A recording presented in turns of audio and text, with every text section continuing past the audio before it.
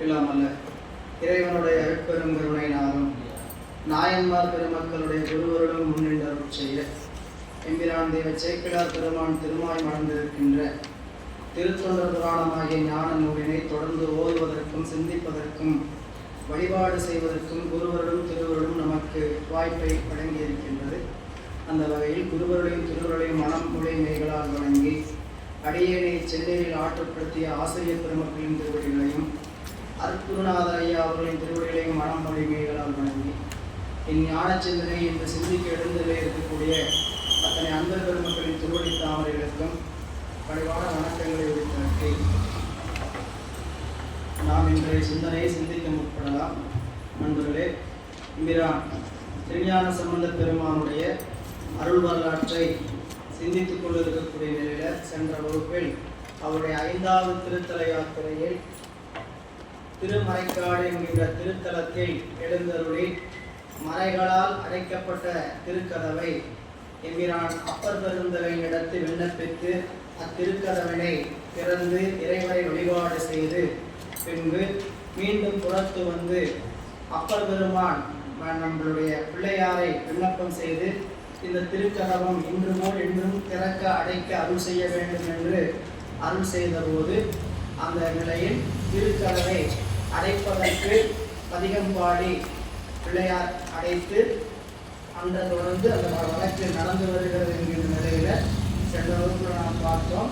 அந்த திருத்தலத்தினுடைய நிலையில கண்ட நிலையில் நாம் 587வது பாடல் வரை நிறைவு செய்திருந்தோம். 587வது பாடல் வரை நிறைவு செய்திருந்தோம். இன்றைய சிந்தனை 58வது பாடல் தொடர்கிறது. 588 தொடரும். 587 வரைக்கும் நிறைவு. 587 தொடர். அடைத்திடக் கண்டு சண்பை ஆண்டகையாரும்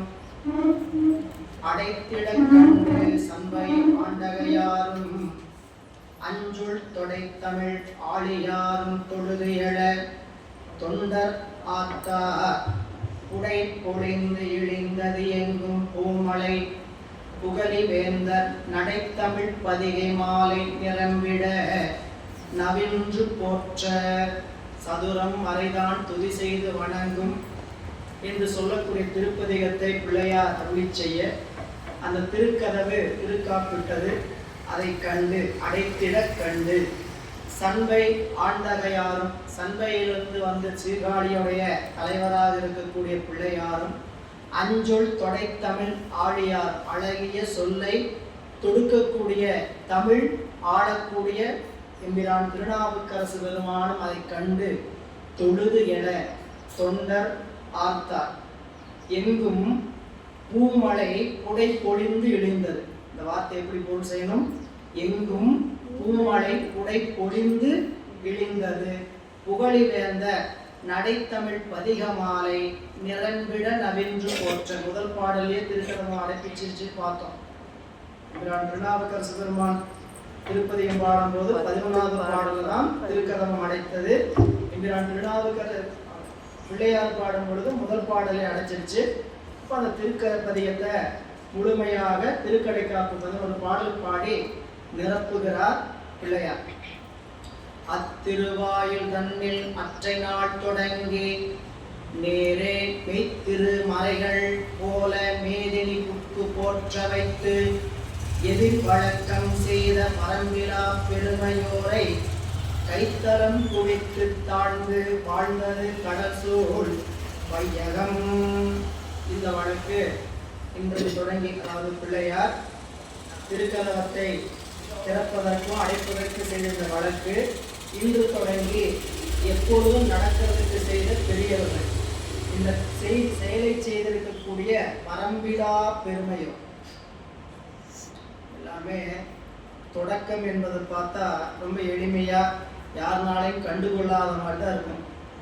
இது ஒரு காலத்துல பெரிதா விரும்பி நிற்கும் போதுதான் அதை பற்றிய செய்தி நமக்கு புலப்படும். எந்த ஒரு செயலுமே ரொம்ப தொடக்கம் பார்த்தீங்கன்னா அது ரொம்ப சாதாரணமான நிலையில் புரிஞ்சுக்கிற மாதிரி சொல்லணும்னு கேட்டீங்கன்னா, காவிரி புறப்படுற இடம் சின்ன குடகு மலை, அதுலேருந்து வரக்கூடிய ஒரு ஊற்று மாதிரி வரக்கூடிய ஒரு பெரும் பகுதி, அங்கிருந்து அது புறப்படுகிறது.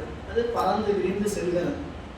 ஒவ்வொரு நீர்த்தேக்கமும் அப்படித்தான். அவ்வாறு இங்கே நம்மளுடைய பிள்ளையார் அப்பர் பெருமான் இருவரும் அத்திருவாயில் தன்னில் அற்றை நாள் தொடங்கி, திருக்கதவம் மறைகளால் அடைக்கப்பட்ட கதவை பிள்ளையார் பதிகம் பாடி அடைத்த பின்னர் அற்றை நாள் தொடங்கி நேரே மெய்த்திருமறைகள் போல மேதினி போக்க புக்கு போற்ற வைத்து எதிர்வணக்கம் செய்த வரும்பிலா பெருமையோரை. என்ன செய்து வச்சிருக்கிறாங்க ரெண்டு பேரும் கேட்டீங்கன்னா, அன்று தொடங்கி நேரே சென்று கதவுல நீ இது வரைக்கும் பக்கத்துல போய் தொழுது வணங்கினான்னு பார்த்தோம். பக்கத்துல ஒரு வாயில் அமைத்து பின்புறமாக சென்று வணங்கினாங்க. அன்று தொடங்கி நேரே சென்று மறைகளை எல்லாம் எப்படி மெய்த்திரு மறைகள் எப்படி முன்பு நேராக வழிபாடு செய்து அடைத்ததும், ஏன்னா திருக்கதவம் அடைக்கிறப்போ அந்த மறைகள் தான் நேரா பாடி அடைச்சது. அந்த மறைகள் எப்படி நேரே கண்டு அடைத்ததோ அது போலவே உலகிலே தொடர்ந்து உரைகள், அதாவது உலகிலே புக்கு போற்றனா மறைகள் நேரே துதித்து போற்றியதை போலவே உலகினரும் புகுந்து நேரே போற்று வகுத்துவதற்காக வகுத்து வைத்திருக்கக்கூடிய எதிர் வழக்கம் செய்த வருங்காலத்தும் இவ்வாறு செய்த. எதிர் வழக்கம் என்னன்னு கேட்டீங்கன்னா, வருங்காலத்திலையும் இதே போல தொடர்ந்து அந்த பெருமக்கள் வந்து அவங்க செஞ்சுட்டு போனாங்க. இப்போ நீங்க ராஜராஜ சோழன் தில்லையில போய் ஏடு மீட்கும் பொழுது அங்க அந்தனர் சொன்னது என்னங்க, தில்லைவாழந்தர்கள் யாரு பாடினார்களோ அவர்களே வர வேண்டும், அப்பொழுதுதான் இந்த ஓலைச்சுவடிகளை எல்லாம் தருவோம் சொன்னாங்க. ஆனா அதுக்கு ராஜராஜ சோழர் மன்னர் என்ன செய்தார், அந்த மூவர் பெருமக்களை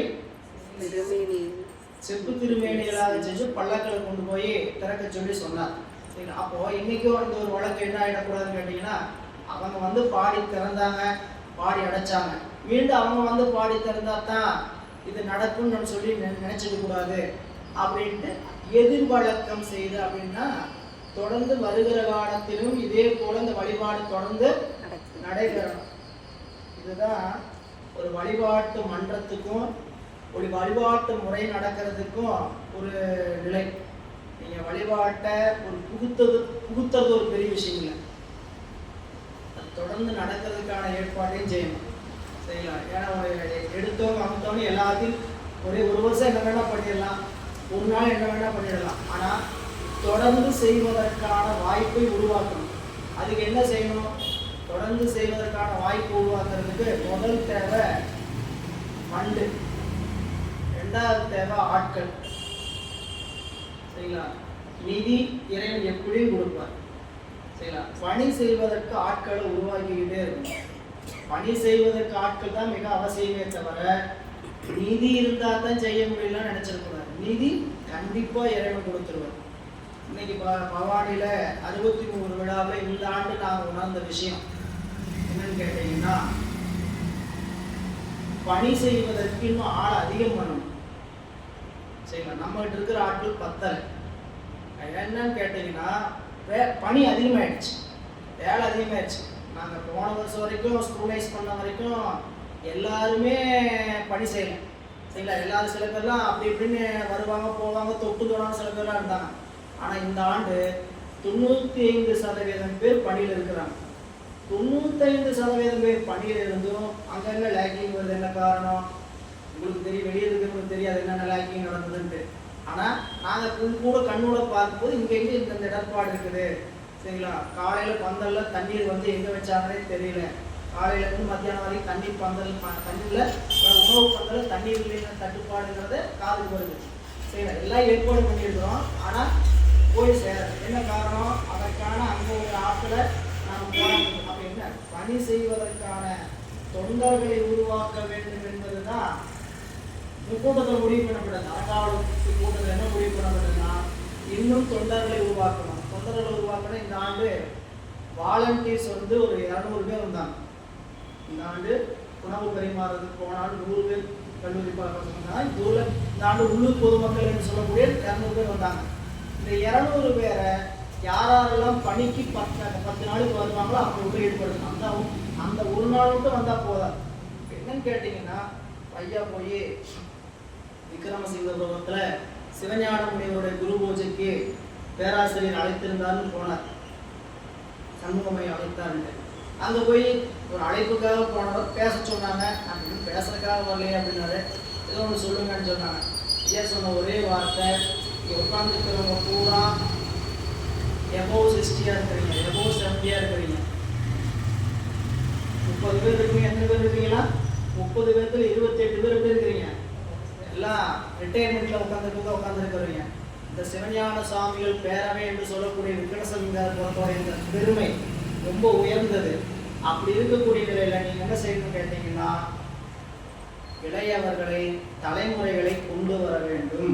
புதிதாக இளைஞர்களை கொண்டு வந்து இயக்கணும், சேர்த்தணும். நீங்க அதுக்கான முயற்சி செய்த என்னுடைய பார்வையில் நான் சொல்ல விரும்புறதுன்னு சொன்னாங்க. அப்போ ஒரு எதிர்வழக்கம் செய்வதுங்கிறே ஒரு கோயில் ஒரு நித்தியப்படி பூசை நடக்கணும் இல்லை. இப்போ நம்ம 1993ஆம் ஆண்டு முதல்வர் ஜெயலலிதா முதல்வராக இருந்தபோது திருக்கோயிலில் அந்த ஜபயோக திட்டம்னு கொண்டு வந்தாங்க. அந்த ஜபயோக திட்டத்தில் தான் முதல் திருக்கூட்டம் பதிவே செய்யப்பட்டது. சிவனடியார் திருக்கூட்டங்கிறத போய் அரசு உரிமை பதிவு செய்யக்கூடிய சட்டத்தில் பதிவு செய்யும்போது அந்த ஜபயோக திட்டத்தில் வரக்கூடிய இந்த குழந்தைகள்லாம் வச்சு 10 நிமிஷம் மந்திரம் சொல்லுங்க, ஓம் நம சிவாய சிவாய நமன்னு மந்திரம் சொல்லி கொடுங்க. இதான் ஜபயோக திட்டம். வர குழந்தைங்க 10 நிமிஷம் உட்காந்து என்ன பண்ணணும்? ஜபயோக திட்டம். அதுக்கு அவங்க வந்து போகும்போது பிரசாதம் கொடுப்பாங்க. சரிங்களா? அதுக்கு நிறைய கம்பெனிலாம் வந்து பிரசாதம் கொடுக்கறதுக்கு. அப்போ அந்த 10 நிமிடம் என்று சொல்லக்கூடிய அந்த நாம ஜபயோக திட்டம் தான் ஒரு புதிய ஒரு உருவாக்கத்துக்கு காரணம். நம்ம என்ன பண்ணோம்? திருக்கூட்டத்தை ஒரு பதிவு பண்ணணும். ரெண்டாவது அந்த 7:30 மணிக்கு நாள்தோறும் இறைவனுக்கு என்ன நடக்கணும்? அபிடேகம் நடக்கணும், பூசை நடக்கணும். நாம் இன்னைக்கு இருக்கிறவங்க என்ன செஞ்சிருவோம்? ஆளுக்கு பணத்தை வாங்கி போட்டு அந்த தொகையை செஞ்சிருவோம். இந்த திருக்கூட்டத்தினுடைய தொடர்ச்சியான நிலை என்னன்னு கேட்ட ஒரு பத்திரம் பதிவு செய்யப்பட்டது. சரிங்களா? கோயிலில் ஒரு தொகை அதாவது வைப்பு தொகையாக வைக்கப்பட்டு நாள்தோறும் இறைவனுக்கு 1/2 லிட்டர் பால், 1/2 லிட்டர் பள்ளியறைக்கு நெய்வேத்தியம் கொடுக்கறதுக்கு திருக்கோயிலில் இந்து அறநிலையத்துறையில் ஒரு பத்திரம் பதிவு செய்யப்பட்டு ஒப்படைக்கப்பட்டிருக்கு. 6 கால பூசையில் அர்த்தஜாம பூசை சிவனடியார் திருக்கூட்டம் ஏற்று நடத்துவது அப்படின்னு அவங்களுக்கு ஒரு தொகை பதிவு செய்யப்பட்டது. இல்லை, இப்போ இந்த 30 ஆண்டுகள் 33 ஆண்டுகளாவது தொடர்ந்து 33 ஆண்டுகள் தொடர்ச்சியாக சிவனடியார் திருக்கூட்டம் என்ற ஒன்று இல்லாத காலத்தும் சரிங்களா, இல்லாத காலத்தில் இருக்காது. சரிங்களா? இது ஒரு தலைமுறை தானே. அப்படி போகின்ற காலத்தில் ஆளையும் பணி செய்வதற்கு ஆளை உருவாக்கணும், அதற்கான வாய்ப்பையும் உருவாக்கணும். இந்த எதிர் வழக்கம் செய்தங்கிற சொல்லு ஒரு முக்கியமான நினைவு சொல்ல வேண்டிய சொல். என்ன சொல்றாரு? எதிர் வழக்கம்னா வருங்காலத்தும் இவ்வாறு வரம்பிலா பெருமையும் வருங்காலத்தும் செய்த வரம்பிலா பெருமையோரை கைத்தளம் குவித்து தாழ்ந்து வாழ்ந்தது கடல் சூழ் வையகம். அவங்க அந்த திருமறைக்காட்டில் இருக்கக்கூடியவங்களா எவ்வளோ நன்றி கடப்பாடுபட்டிருப்பாங்க. ஏன் இத்தனை நாள் கோயிலில் சாமியை நேரில் போய் கும்பிட முடியாத நிலையை மாற்றி இருக்கிறார்கள். அதை நினைந்து நெகிழ்ந்து எல்லாம் வணங்கி நிற்கிறார்கள். அருமறையான எல்லாம் அகலிரு விசும்பில் ஆத்து பெருமையில் முழங்க பஞ்சநாதமும் பிறங்கி ஓங்க இரு பெரும் தகையோர் தாமும் எதிரெறில் இறைஞ்சி போந்து திருமணங்களின் முன்புக்கார் செடும்பதி விலகு கொள்ள.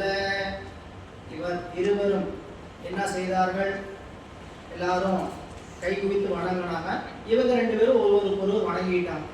எதிரெதிர் வணங்கி கொண்டு இவரினால் இவர் வாழ்வடைந்தார், இவரினால் இவர் வாழ்வடைந்தார் என்கிற வரைக்கு 2 பெருமக்கள் என்கிறான் திருஞான சம்பந்த பிள்ளையாரும் என்கிறான் திருநாவுக்கர சுவாமிகளும் இரு பெரும் தகையோரும் தாமும் எதிரெதிர் இறைஞ்சி போந்து புறப்பட்டு என்ன பண்ணான்னு கேட்டீங்கன்னா, அவரவர்களுடைய தங்குகின்ற திருமணங்களில் சென்று புகுந்தார்கள். அந்த திருத்தலம் விழா கோலம் பூண்டிருந்தான். எப்படி விழா கோலம் பூண்டிருந்து கேட்டா, அருமறையான எல்லாம் அகன்ற பெரிய உலகத்தில் ஆர்த்து பெருமையில் முழங்க பஞ்சநாதமும் பிறங்கி ஓங்க அந்த செழும்பதி விழா கோலம் பூண்டிருந்தது. வேதங்கள் எண்ணில் கூடி விளைந்து செய்பணியை மிக்க ஏதங்கள் நம்பாள் திப்பார், மிக்க ஏதங்கள் நம்பாள் நிற்பார் இருவரும் செய்து வைத்தார். நாதம் உள்வடிவாய் நின்ற நதிப்பொதி சடையார் செய்ய பாதங்கள் போற்றும் மேலோர் பெருமை யார் பகரும் நீரார். இது தெய்வ சேக்கிழார் பெருமானுடைய கவி கூற்று. முதல் அங்க நடந்ததெல்லாம் சொன்னாரு. அப்புறம் சொல்லிட்டு சொல்றாரு, எண்ணில் கோடி வேதங்கள் மிடைந்து ஒன்று கூடி செய்பணியை. என்ன செய்தது? எண்ணில்லாத வேதங்கள் எல்லாம் ஒன்று கூடி இந்த கதவை அடைச்சிருச்சு. அப்படி அடைத்த கதவை மிக்க ஏதங்கள் நம்பால் தீர்ப்பார். நம்மிடத்தில் இருக்கக்கூடிய குற்றங்களை நீக்குவதற்காக இருவரும் செய்து வைத்தார். என்ன செய்து வைத்தார்? பெருமானை வழிபாடு செய்து வைத்தார். அப்படி செய்தவர்கள் நாதம் கொள் வடிவாய் நின்ற நதி பொதி சடையார் செய்ய பாதங்கள் போற்றும் மேலோர் பெருமையை யார் பகரும் வீரர்? இவ்வளவு அருமையை செய்திருக்கிறாரே, அப்படி செய்தவருடைய பெருமையை யார் அறியவல்லார்? உண்மையை சொல்லணும்னா, வாழ்ற காலத்துல அந்த ஞானியினுடைய பெருமை உலகிற்கு தெரியவே தெரியாது. வாழ்ற காலத்துல மனுஷனுடைய வேல்யூவே தெரியாது. சரிங்களா? கூட இருக்கிற வரைக்கும் அவங்களுடைய வேல்யூ தெரியாது. போனதுக்கு அப்புறம் தான் அப்படி இருந்தாரு, இப்படி இருந்தாரு, அப்படி பண்ணாங்களே, இப்படி பண்ணாங்களே அப்படின்னு சொல்லி அவங்களையெல்லாம் போனதுக்கு அப்புறம் நினைச்சு என்ன பண்ணும்? அதனாலதான் ஐயா என்ன பண்ணுவார், புரிஞ்சுக்கிறதுக்காக சொல்றேன். புரியுதுங்களா? வாழ்ற உடம்பு முடியல, நல்லா இருக்கிற காலத்திலேயே போய் பார்க்காம போனதுக்கு அப்புறம் போய் பார்த்து என்னப்பா பண்ண போறோம் வச்சு அல்லது வேலை போயிட்டாங்க போகலாம், போய் ஒன்றாக போறது இல்லை. சரியா? நன்றி வணக்கம் அப்படின்னு போயிடுவார். சரிங்களா? என்னன்னு கேட்டீங்கன்னா, ஏன்னா எதுக்கு போனீங்கன்னா பெரிய அருமைக்கு போகணும்னு சொல்லி ஏதாவது திருக்கூடத்தில் முக்கியமான கூப்பிட்டோம்னா என்ன சொல்லிடுவான்னு கேட்டீங்கன்னா, உடம்பு நல்லா இருக்கும்போது போய் பார்க்கறது வேற. திருவள்ளுவர் நம்ம ஓட்டம் அப்படின்னு சொல்லிடுவாங்க. என்னன்னு கேட்டீங்கன்னா, இது எல்லாருக்கும் நீங்கள் இன்னைக்கு உலகத்துல யாரெல்லாம் பெரியவங்கன்னு பேசுறீங்களோ அவங்க வாழ்ந்த காலத்துல அவங்க அவங்கள பெருமையா எடுத்து பாராட்ட பெற்றிருக்காங்கன்னு கேட்டீங்கன்னா கிடையாது. சரிங்களா? பாரதியோடைய நிலைமை தவிர வேற என்ன சொல்றது? சரிங்களா? அவர் வாழ்ந்த காலத்துல அவர்கள் வீட்டிலேயே மதிப்பு கிடையாது. இன்னைக்கு உலகம் கொண்டாடக்கூடிய ஒரு கவிஞராக இருக்கிறார். ஆனா வாழ்கிற காலத்துல வீட்டுல மதிப்பீடு கிடையாது பாரதிக்கு. இதோட நிறைய சொல்லலாம். எனவே இங்க சொல்ற எண்ணில் கோடி வேதங்கள் ஒன்று கூடி அடைத்த கதவை மிக்க நம்பால் வேதங்கள் தீர்க்கும் பொருட்டு இருவரும் செய்து இந்த காரியத்தை கொடுத்தார்கள். அந்த பெருமான் நாதங்கள் வடிவாய் நின்ற நதிபொதி சடையார் செய்ய பாதங்கள் போற்றும் மேலோர் பெருமையார். அவங்க இறைவனுடைய திருவடியை போற்றுகின்ற பெருமையுடையவர். அவருடைய பெருமையை யார் பகர்கிறார்? நீர்தான் தன்மை. யார் அவங்களுடைய பெருமையை பகரக்கூடிய தன்மையுடையவர் அப்படின்னா ஒருவரும் இல்லைன்னு சொல்லக்கூடாது. இந்த இடத்துல அவங்களுடைய பெருமையை எல்லாரும் சொல்லணும்னு அர்த்தம். நமக்கு காலத்தினால் செய்த நன்றி சிறிதெனினும் ஞானத்தின் மானப்பெரிது. சரிங்களா? நமக்கு ஒரு அஞ்செழுத்து உபதேசம் செய்திருக்கிறாங்க. சரிங்களா? அஞ்செழுத்து உபதேசம் குருநாதர் அல்ல, நமக்கு முத அஞ்செழுத்தை வந்து காதல் சொல்ல ஏதோ ஒரு வகையில உணர வச்சவங்க யாரு? அஞ்செழுத்துன்னு ஒன்று இருக்குதுன்னு சொன்னாங்க. அந்த நன்றியை மறக்கக்கூடாது. அது காலத்தினால் செய்த நன்றி. அதுக்கப்புறம் நாம எவ்வளவு உயரத்துல வேணா, எவ்வளவு சாதனையில, எவ்வளவு பக்குவமா வேணா கூட நாம இருக்கலாம். சரிங்களா? ஆனா நம்மளையே அந்த இடத்துல முதல் 5 எழுத்துன்னு முன்ன காட்டினவங்க யாரு? அந்த நன்றியை மறக்கக்கூடாது அப்படின்னு சொல்லுவாங்க. திருமறை நம்பர்தாம் முன்பு அருள் செய்த அதனை செப்பும் ஒருமையில் நின்ற தொண்டர் தம்பிரானார் பால் பொக்க வரும் அருள் செய்கை தாமே வகுத்திட வல்லோர் என்றால் பெருமறை உடன்மை தொண்டர்க்கு இடையீடு பெரிதாமன்று. இப்போ மற்றவங்க நினைச்சதெல்லாம் சொன்னாரு. திருநாவுக்கரசு பெருமான் பிள்ளையார் நினைக்கிறாராம். இவருக்கும் மறைகளுக்கு எவ்வளவு நெருக்கம் இருக்கும்? 2 பேருக்கு இருக்கக்கூடிய நெருக்கம். ஏன் அப்படின்னு கேட்டா, எண்ணில்லாத கோடி மறைகள் அடைத்த கதவை சரிங்களா திறக்க வைக்கவும் செய்து அடைக்கவும் செய்திருக்கிறார். சரிங்களா? இப்போ திருநாவுக்கரசு பெருமான் தான் பெருமானுடைய கருணையினால பாடி அந்த திருக்கதவை திறந்திருக்கிறார். சரிங்களா? ஆனாலும் அப்பர் சுவாமி என்ன பண்றான்னு கேட்டீங்கன்னா, அவர்னாலதான் பாடனே, அதனாலதான் அடைச்சது. சரிங்களா? சத்தின் முன்னம் யாவையும் சூன்யம். சிவபெருமான் சன்னதியில இப்போ கரணங்கள் எல்லாம் சிவபெருமானுடைய சன்னதியில சிவகரணமாக மாறி நிற்கும். சிவபூசையில இந்த கரணம் என்னவா இருக்கும்? சிவகரணமா இருக்கும். சிவபூசையில மட்டும் கவனம் இருந்ததுன்னா இந்த கரணம்லாம் என்ன கரணமாக இருக்கும்? சிவகரணமாக இருக்கும். சிவபூசை செய்கின்ற பொழுது புறத்துல சிந்தனை இருந்தால் இந்த கரணம் பசுகரணமாகத்தான் இருக்கும். பசுகரணம் மாயா சம்பந்தமுடையதாகத்தான் இருக்கும்.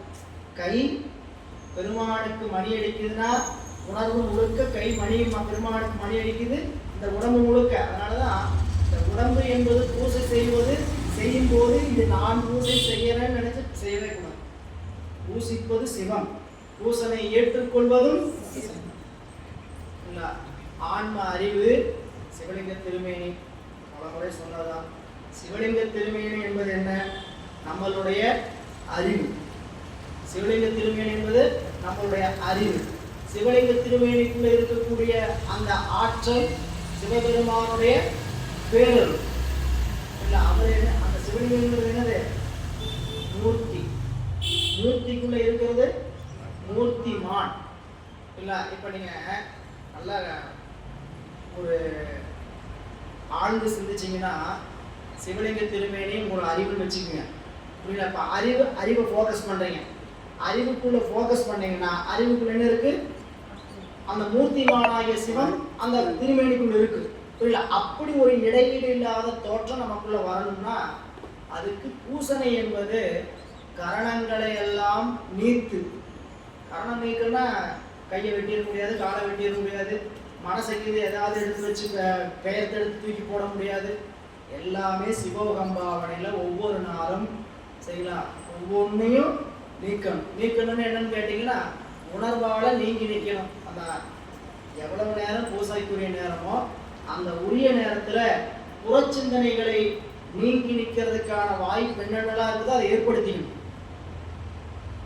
புறச்சிந்தனைகளாக ஏற்படுறதுக்கு என்னென்ன வாய்ப்பு இருக்குதோ அதையெல்லாம் பக்கத்திலேயே வச்சுக்கிட்டு புரியல பூசிக்கிறத தவிர்க்கணும். செய்யலாம். பலருக்கும் பல சூழலுங்க செய்யலாம். மாதிரிலாம் இருக்கக்கூடிய காலங்களாக இருக்கக்கூடியதெல்லாம் நிறைய வேற இல்லை. மடத்தில் உட்காந்து பூசை பண்ணுறது, பூசையே பணியாக இருக்கிறதெல்லாம் வேற. இல்லறத்தில் இருக்கவங்களா இருந்தாலும் பூசைக்குரிய நேரம் என்னவா இருக்கணும் அப்படின்னு கேட்டால் பூசை வழிபாட்டுக்கு இடையூறு செய்யாத நேரமாக இருக்கணும். எந்த நேரமாக வேணா இருக்கலாம். என்ற வரைக்கும் காலையில் வேலை ஆரம்பிக்கிறபடி ஆரம்பிச்சிட்டோம்னா எந்த இடையூறு இருக்காது. நம்ம வேலைக்குரிய நேரத்தில் வச்சுட்டோம்னா இப்போ இதுக்கு கமிட் ஆகிட்டோம் சரி. அப்போ இது நம்ம என்ன பண்ணணும்னு கேட்டிங்கன்னா இடையூறு செய்யத்தான் செய்யும். அப்போ பூசைக்குரியதை அந்த உரிய நேரம் எவ்வளவு குறைத்தலாக செஞ்சாலும் அந்த உரிய நேரத்துக்கு எப்படி வச்சுக்கணும்? எந்த இடர்பாடு நம்ம பண்ணாம என்ன பண்ண முடியுமோ அதை பண்ணிக்கணும். சரி, இங்க வந்துட்டீங்கன்னா அப்பர் சுவாமி நினைக்கிறார், தன்னை பாட வைத்தது யார்? தன் குருநாதர் தான் பாட வச்சாரு. அவருக்கும் மறைகளுக்கும் எவ்வளவு இடையீடு இருக்கும்? எதுக்கு சொல்ல வந்தீங்கன்னு கேட்டீங்கன்னா ஞான பிள்ளையார் முன்னாடி பாடினதுனாலதான் அந்த கதை அவருக்கு அந்த அருள் கிடைச்சதுன்னு சொல்றார். திருமறை நம்பர், அதாவது திருமறைகளால் பேசப்படுகின்ற இறைவர் தாம் முன்பு அருள் செய்த அதனை. திருமறைகள் எல்லாம் உயர்ந்து பேசப்படுகிற அந்த இறைவர் மறைக்காட்டுநாதர் தான் முன்பு செய்த என்ன செய்தார்? முன்பு அருள் செய்த அதனையே அந்த நிலையே என்ன பண்ணிட்டார்? செப்பும் ஒருமை நின்ற தொண்டர். கதவு திறந்திருக்குது அப்படின்னா என்ன அர்த்தம்? கதவு திறந்ததுக்கு முதல் காரணம் பார்த்துருவோம். என்ன காரணம் பார்த்துங்க? பூட்டப்பட்ட பூட்டில் ஒரு சாவி காணாம போச்சு, தமிழ் என்கின்ற இன்னொரு சாவியை கொண்டு திறந்துட்டான்னு படித்தோம். அடைக்கப்பட்டது எப்படின்னு கேட்டா ஏற்கனவே சொன்ன அடைக்கப்பட்ட மறைகள் அவர் முன்னாடி பாடி அடைச்சாங்க அந்த மறையவர்கள். இப்ப பிள்ளையார் தமிழ் பாடி அடைச்சிருந்தார். பிள்ளையார் பாடிய தமிழும் அவங்க என்ன சொன்னாங்களோ அதையே தான் இவர் என்ன பண்ணியிருக்கிறாரு? தமிழாக மாற்றி மொழிபெயர்த்து சொல்லி இருக்கிறார். அதை சொல்றார். அதனை செப்புன்னா அதனையே செப்பும். அதனையே செப்புன்னு எடுங்க. முன்னாடி திருமறை நம்பர் முன்பு என்ன அருள் செய்தாரோ அதனையே அதன் பொருளையே செப்புகின்ற ஒருமையில் நின்ற தொண்டர் யார்? பிள்ளையார். ஒன்றுபட்ட அறிவுடன் நின்ற பிள்ளையார் என்ன செய்தார்களாம்? தம்பிரான் பால் இறைவனிடத்து ஒக்க வரும் அருள் செய்கை தாமே வகுத்திட வல்லோர் என்றார். இறைவனோடு பேசி அந்த செயல் நடக்கிறதுக்கான ஆற்றல் தன்னுடைய வாக்கில் வச்சிருக்கிறார்னு சொன்னார். அவருடைய வாக்கில் அப்படிப்பட்ட ஆற்றல் உடையவர் என்று சொன்னார். அவருடைய பெருமறை உடல் நீக்கொண்டதற்கு இடையில் தெரியாமன்று. பெருமறை வேதங்கள் என்று சொல்லக்கூடிய அந்த அருமறைகளுக்கும் பிள்ளையாருக்கு இருக்கக்கூடிய தொடர்பு எப்படிப்பட்டதுங்க? இடைவெளி இல்லாத தொடர்பு. இடையீடு அன்றேனா இடைவெளி பெரிதாம் அன்றே. 93வது பாடல். இவ்வகை திருமறை காட்டு இறையவர் அருளை உண்ணி மெய்வகை தெரிந்த வாக்கின் வேந்ததாம் துயிலும் போதில் மைவளர் கண்டர் சைவ வேடத்தாள் வந்து வாய்மூற விடை இருத்தும் அங்கே வாயென்று அங்கு அருளை போக.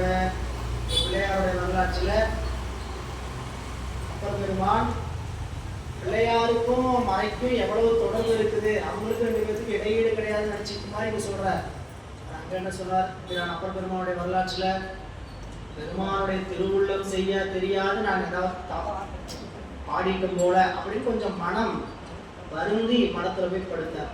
அப்படி படுத்த போது இறைவன் வாய்மூரில் இருக்கும் வாவான்னு சொல்லிட்டு புறப்படுறார். இறைவன் காட்சி கொடுத்துக்கிட்டே புறப்படுறார். இவர் துயில் நீங்க என்ன பண்றாரு? கண்ட காட்சி உண்மைன்னு பார்த்தா எதுக்காக பெருமான் விடை மேல அப்படியே புறப்பட்டு போறார். இவர் தொடர்ந்து போறார். அந்த செய்தி இங்க எப்படி பதிவு பண்றாரு பாருங்க. இவ்வகை திருமறை காட்டு இறைவர் அருளை நினைந்து நினைந்து மெய்வகை தெரிந்த வாக்கின் வேந்ததான்.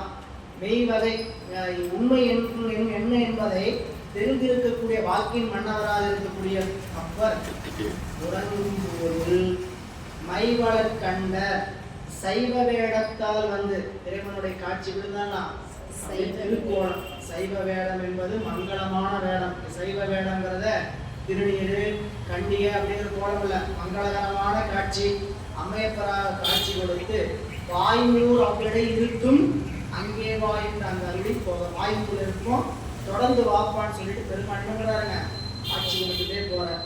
இது பிள்ளையாருடைய வரலாறுங்கிறதுனால அவர் தொடர்ந்து போன செய்தியெல்லாம் நிறுத்திட்டு என்ன சொல்றாரு பாருங்க.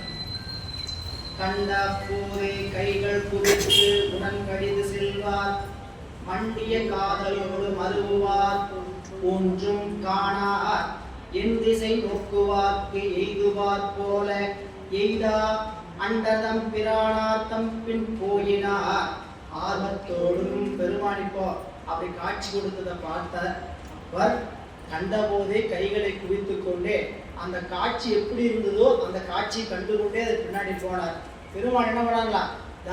பக்கத்துல வரும்போது காட்சி பார்த்துடலாம் போது தூரம் போயிட்டாராம். வெட்டி பிடிச்சிடலாங்கிறதுக்குள்ள தூரம் போயிட்டாராம். இந்த குதிரைக்கு முன்னாடி புள்ள கட்டி விட்டுறது மாதிரிதான். குதிரை இந்த மாடெல்லாம் போலேன்னா ஒரு புல்லுக்கட்டை எடுத்து குச்சி வீட்டு கட்டி விட்டுருவான். அப்படி பிடிக்கிற மாதிரி நடந்துகிட்டே இருக்கும். அப்படி போற மாதிரி சாமி எந்த காட்சி கொடுத்து போறார்? அப்படியே முன்னாடி எட்டுகின்ற மாதிரியே காட்சி கொடுத்துட்டு போனா எட்டுகின்ற காட்சி கொடுத்தவருக்கு அவருக்கு எட்டவில்லை. போய் பெருமான் என்ன பண்ணாரு? அங்க போய் ஒரு கோயில்ல மறைந்தார். கண்ட அப்போதே கைகள் குவித்து கடிது உடன் செல்வார். வேகமா போறார். மண்டிய காதலோடு மருவார் தோன்றும் காணார். போறவரை பார்த்தா போனா பிடிச்சிடலாம். மண்டிய காதலோடு மருவார்னு பொருந்துவார் போல வெட்டி பிடிச்சலாம் நினைக்கிறப்போ என்ன ஆகுதுன்னு கேட்டா வெட்டி பிடிக்கல. பேருந்து ஏறுகின்றவங்களுக்கு அது பெரிய பழக்கமா இருக்கும். தான் பிடிச்சி ஓடி பிடிச்சலாம் நினைக்கும் போது சில நேரத்துல எட்டி பிடிக்காம ஓடும். சரிங்களா? அப்போ மருவார் ஒன்றும் காணார் என் திசை நோக்குவாருக்கு 8 திசையும் திரும்பி பார்க்கிறார். அவர் என்ன ஆயிட்டாருன்னா எய்துவார் போல எய்தா அண்டர்தம் பிரானார் தம் பின்னார் போயினார் ஆர்வத்தோடும் போனாரு. திருவாயுக்கு முன்னாடி ஒரு கோயில போய் மறைகிறார் பெருமான். அப்போ போய் இவருக்கு காட்சி கிடைக்கல. பெருமான் பார்த்தா ஐநூறுல இருக்கும் வாப்பான்னு சொல்லி போனதுக்கு அங்க போனது காட்சி கிடைக்காத சூழல்ல இதுக்குள்ள இந்த பிள்ளையார் படத்துல இருந்து அப்புறம் பார்க்கறதுக்கு காலையில் எவ்வளவு நேரம் ஆச்சு, பள்ளி அடிச்சுட்டு அவர் வரலையே அப்படின்னு நினைச்சுட்டு என்ன பண்றார்? அவரை பார்க்கறதுக்கு போறார். போகின்ற பொழுது அங்கு அவர் கேக அங்க திருவாயூரை நோக்கி அப்பர் பெருமான் செல்ல சந்தை ஆண்டகையாரும் அப்பர் எங்குற்றது என்று கேட்ப எய்தினார் திருவாயூரில் பொங்கிய காதலார் என்று உரைத்திட போன தன்மை சங்கையுற்று என்கொள் என்று தாமும் அங்கு அணைய போந்தார். இவர் இப்படி அங்க திருவாயூருக்கு போக பிள்ளையார் மடத்துக்கு வந்தாரு. வந்து அப்பர் எங்குற்றது அப்படின்னு என்ன இவ்வளவு நேரம் காணோம், 2 பேரும் சந்திக்கக்கூடிய கால அவகாசம். காலையில ஒரே பக்கத்துல மடத்தில் தங்கி இருக்கிறாங்க அடியார் கூட்டத்தோட. இந்நேரம் அவர் வந்திருக்கணுமே, வரலையே அப்படின்னு இவர் நேரம் மடத்துக்கு போனார். அப்பர் எங்குற்றது என்று கேட்ப. அங்க சொன்னாங்க, என்ன சொன்னான்னு கேட்டீங்கன்னா, பரிசனங்கள்லாம் திருவாயூர்ல காதலோட போயிட்டு இருக்கிறாரு. திருவாயூர் கும்பிடுறேன்ட்டு போயிட்டு இருக்கிறாங்க. நம்மகிட்ட சொல்லாம போக மாட்டாரு, நம்மகிட்ட சொல்லாம போக மாட்டாரு. அது திருத்தலையாக போனோம்னா தெரியுமா? சரிங்களா, இங்க கும்பிட்டு இருக்கோம். சரிங்களா, கும்பிட்டு நம்ம எல்லாம் ஒழுங்கா போகலான்னு தடாது கும்பிட்டு போய் நம்ம பாட்டு வந்துடலாம் அப்படின்னு போக வேண்டியது. நிறைய கூட்டத்தில் நம்ம ஒரு திருப்பாக்கறக்கா போறோம், இப்படியே போறோம். அம்மா போயிருக்கிறது கூட்டு வழிபாடு தானே. நம்ம ஒரு திருப்பாக்கிறது தனியாக வந்து பார்த்துடலாம். அந்த எண்ணம் இல்லை, அந்த அதுதான் இங்கே அவரு இதில் புராணத்துன்னு கற்றுக்கிட்டு தான். ஏன்னா நாமளே யாரும் நம்ம இது இல்லை. புராணத்தில் என்ன நினைக்கிறான், நம்ம சொல்லாமல் போக மாட்டாரு, ஏன் போனார் இவருக்கா சந்தேகம் தொடர்ந்தார். போனவருக்கு அவங்க பெருமாள் காட்சியும் கொடுக்கல. போனவர் என்ன பண்ணாரு, காட்சியும் கொடுக்க அமைக்க வச்சிருக்கிறார். அப்போ அப்பர் எங்குற்றது, காதலால் திருவாய்மூரை நோக்கி போட்டார். என்னுக்குள் ஏன் போன தன்மை சங்கை உற்று, சங்கை என்னங்க சந்தேகமா இருக்கு, ஏன் போனாரு, என்கொள் என்று தாமும் அங்கு அணைய போறார். அந்நிலை அணைந்த போதில் அம்பிகை உடனே மண்ணிய ஆடல் காட்ட தளிர் இளவள வள தளிர் இளவள என்று சொல்லக்கூடிய வளரும் பாடி தளிரில வளர்ந்த பாட்டு. அதை தளிர் விழ வளரும் என்கிற பதியம் சொல்லக்கூடியதுல அந்த உண்மை என்பது அது ஒத்து வந்திருக்கு. தளிர் இள வளர் அப்படிங்கிறத பதியம் நட்டராகத்துல 252வது பதியம். பாடி சென்னியால் வணங்கி வாய்மூர் அரசோடும் சென்று புக்கு அங்கு இன் இயல்போரன் கூடி இருவரும் போற்றி செய்தார். பெருமான் இந்த இடத்துல அப்பர் சுவாமிக்கு காட்சி கொடுக்கல, மனம் வருந்தி இருக்கிறார். அப்ப இறைவன் வந்தாரு, பிள்ளையார் வந்தாரு. வந்த போது சொன்னார், ஏன் வந்தீங்க அப்படின்னு கேட்டபோது, இறைவன் இப்படி திருவாயூர்ல இருப்பேன் பாபா என்று சொல்லிட்டு போனாரு, காணோம் அப்படின்னாரு. அப்புறம் பெருமாள்கிட்ட சொல்றாரு, நான் எனக்கு காட்டலன்னா பரவாயில்ல, கதவு உரைப்பாக அடைத்தவர் வந்திருக்கிறாரு காட்டுங்கன்னு. சரிங்களா, எனக்கு காட்டலன்னா பரவாயில்ல, கதவு உரைப்போடு அடைத்தவர் வந்திருக்கிறார் காட்டுங்கன்னு. அப்படிதானே கேட்டீங்க. அவருக்கு மட்டும் காட்டுன்னு சாமி என்ன பண்ணாருலாம்.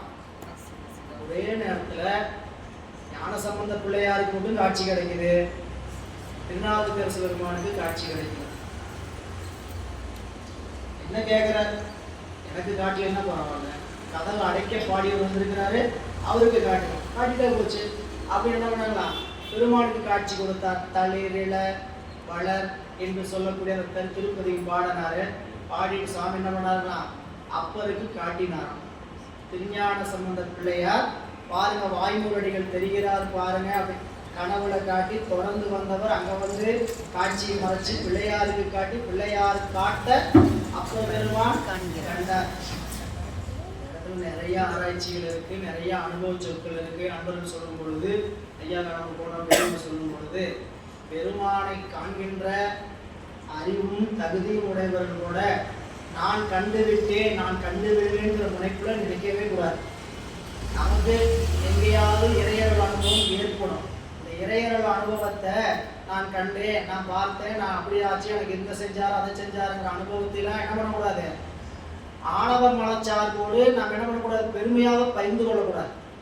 அது சொல்வதே என்னன்னு சொல்லக்கூடாதுன்னு இல்லை, சொல்லுவதே அந்த ஆணவ மனச்சார்போடு சொல்லக்கூடாது. இல்லை, இப்போ நான் புரிஞ்சுக்கிற மாதிரி சொல்லணும்னு கேட்டீங்கன்னு வச்சுங்க, நாம் ஒரு வேண்டுதல் வைக்கிறோம், நமக்கு நடக்குது, புரியுங்களா? இன்னொருத்தர் வேண்டுதல் வைக்கிறாங்க, அவங்களுக்கு நீண்ட நாளாக நடக்காமல் இருக்குது, அவங்கள போய் எனக்கு நடந்துன்னு சேர்த்தக்கூடாது. எனக்கு நடந்துருச்சுன்னு போய் என்ன பண்ணக்கூடாது, அவங்கள்ட்ட போய் நம்ம போய் சொல்வது. அது வந்து என்னன்னு கேட்டிங்கன்னா, உண்மையிலே உள்ளுக்குள்ள என்ன நினைப்போட சொல்றது கேட்டீங்க பார்த்தீங்கன்னா, உங்களுக்குலாம் நடக்கல, எனக்கு நடந்துச்சு பார்த்தீங்களா அப்படிங்கிற நினைப்பு உள்ளுக்குள்ள ஆழமாக இருக்குது. அதனால தான் அது வெளியே வருது. இல்லையா? இருவரும் அவங்க இருக்குது, அவங்களுக்காக நாமளும் என்ன பண்ணலாம், விண்ணப்பம் செய்து கொள்ளலாம். எவ்வளவு காலமானாலும் அவங்களுக்காக நம்ம விண்ணப்பம் செய்யறத அந்த ஸ்டாண்டிலிருந்து மாறக்கூடாது. அதுதான் வையம் நீடுக, வையம் நீடுக மாமலை மண்ணுக, மெய் விரும்பி அன்பர்தாம் விளங்குக. யாரெல்லாம் சிவத்தை வழிபாடு செய்கிறார்களோ அவரவர்கள் எல்லாம் நல்லா விளங்கி இருக்கட்டும், நல்லா இருக்கும். சிவபெருமானை யாரெல்லாம் கும்பிடுறாங்களோ எல்லாரும் மெய் விரும்பி அன்பருக்கு விளங்குக அப்படின்னாரு. இதைத்தான் நம்ம படிக்கிறோம், சரிங்களா? அதனால இங்க அப்பர் பெருமான் அந்த காட்சியை பிள்ளையார் காட்ட திருப்பதிகம் பாடி திருவாய்மூரை அரசோடும் சென்று புகுந்து, அந்த திருக்கோயில திருவாய்மூர் திருத்தலம் தனியா அங்க இங்க பெருமான் மறைஞ்ச கோயில் பாடல் பெறாத ஒரு தலம் இருக்குது பக்கத்திலேயே. அந்த திருத்தலத்திலிருந்து மீண்டும் பெருமான் வழிபாடு செய்து உள்ள போய் இருக்கக்கூடிய திருவாய்மூர் திருக்கோயிலுக்கு போனாங்க. அங்கு இயல் கூற முன்கூடி நல்ல 2 பேரும் பொருந்துகின்ற தன்மையோட இறைவனை போற்றி அருள் செய்தார்கள். அப்பொழுது பிள்ளை அப்பர் சுவாமிகள் பாடிய திருப்பதியும் கிடைக்கப்பெற்றிருக்கிறது. திருஞான சம்பந்த பெருமான் வழியில பாடின பதிகம் தான் தலை நிலர் வள அப்படி சொல்லக்கூடியது. அப்பர் பெருமான் பாட அடியார் பரவ கண்டேன் அப்படின்னு பதிகம் பார்த்தீங்கன்னா, பாட அடியார் பரவ கண்டேன். பெருமான் வந்து அடியார் பாட யாருங்க பிள்ளையார் பாட நான் இந்த காட்சி கண்டேன்னு சொல்லி திருவாய்மூர் அடிகள் நின்றவாறு அப்படின்னு சொல்லுவார். இப்படி இருவரும் போற்றி செய்கிறார்கள். நீடு சீர் திருவாய்மூரில் நிலவிய சிவனார் தம்மை பாடு சொல் பதிகம் தன்னால் பரவி அப்பதியில் வைகி கூடுமை அன்பு பொங்க இருவரும் கூடி மீண்டு தேடு மாமரைகள் கண்டார் திருமறைக்காடு சேர்ந்தார். வெறும் திருவாய்மூர்ல தங்கி வழிபாடு செய்து பெருமானை வழிபாட்டு மீண்டும் திருமறைக்காட்டு திருத்தலத்திற்கு மீண்டும் திரும்புகிறார்கள். சண்பை நாடுடைய பிள்ளை தமிழ் மொழி தலைவரோடு மண்பயிர் சேர்த்தி செல்வ மாமரை காட்டு வைகி கண்பயிர் வெற்றியாகம் கழலினை பணிந்து போற்றி பண்பயிர் பதிகம் பாடி பரவி அங்கு இருந்தார். நன்றே. திருமறை காட்டுல பல காலம் தங்கி இருக்கிறார்கள். பல பதிகங்கள் பாடான அதில் நமக்கு சில பதிகங்கள் தான் கிடைக்க பெற்றிருக்கிறது. பெருமானை வழிபாடு செய்து நாள்தோறும் திருமறை காட்டில் தங்கி இருக்கக்கூடிய நாட்களில் சொல்கிறார். சண்பை நாடுடைய பிள்ளையார் தமிழ் மொழி தலைவராகிய அப்பரோடு மண் பயில் இந்த நிலத்தில் நிலைத்து நிற்கின்ற புகழ் செல்வ மாமரை காட்டில் தங்கி வைகி கண் பயில் நெற்றியார் தம் கழலினை பணிந்து போற்றி பெருமானுடைய திருவடிகளை பணிந்து போற்றி பண்பயில் பதிகம் பாடி பரவி அங்கு இருந்தார் என்று திருப்பதிகத்தை திரும்ப பதிகங்களை பாடியிருக்கிறாங்க. ஒரே பதிகத்தை கொண்டு போய் கூட விண்ணப்பம் செய்திருக்கலாம்னு சிவபெருமானை உரை செய்கிறார். திருப்பதிகம் பாடினாங்கன்னா பல பதிகம் பாடினான்னு சொல்லலாம், ஒரு பதிகத்தையே 12 பாடலாம் அப்படிங்கிற ஒரு நிலைப்பாடு. இப்படி இருக்கக்கூடிய நாட்கள்ல பாண்டி நாட்டினுடைய நிலைமை இப்போது பாண்டி நாட்டுக்குள் என்ன நடந்து கொண்டிருக்கிற காட்சியை சேக்கிழார் பெருமான் பதிவை செய்கிறார். 599 தொடங்குது பாருங்க வரலாறு. கிட்டத்தட்ட ஒரு 600 பாடல்கள் நீண்டு போகக்கூடிய ஒரு வரலாறு பாண்டிய நாடு.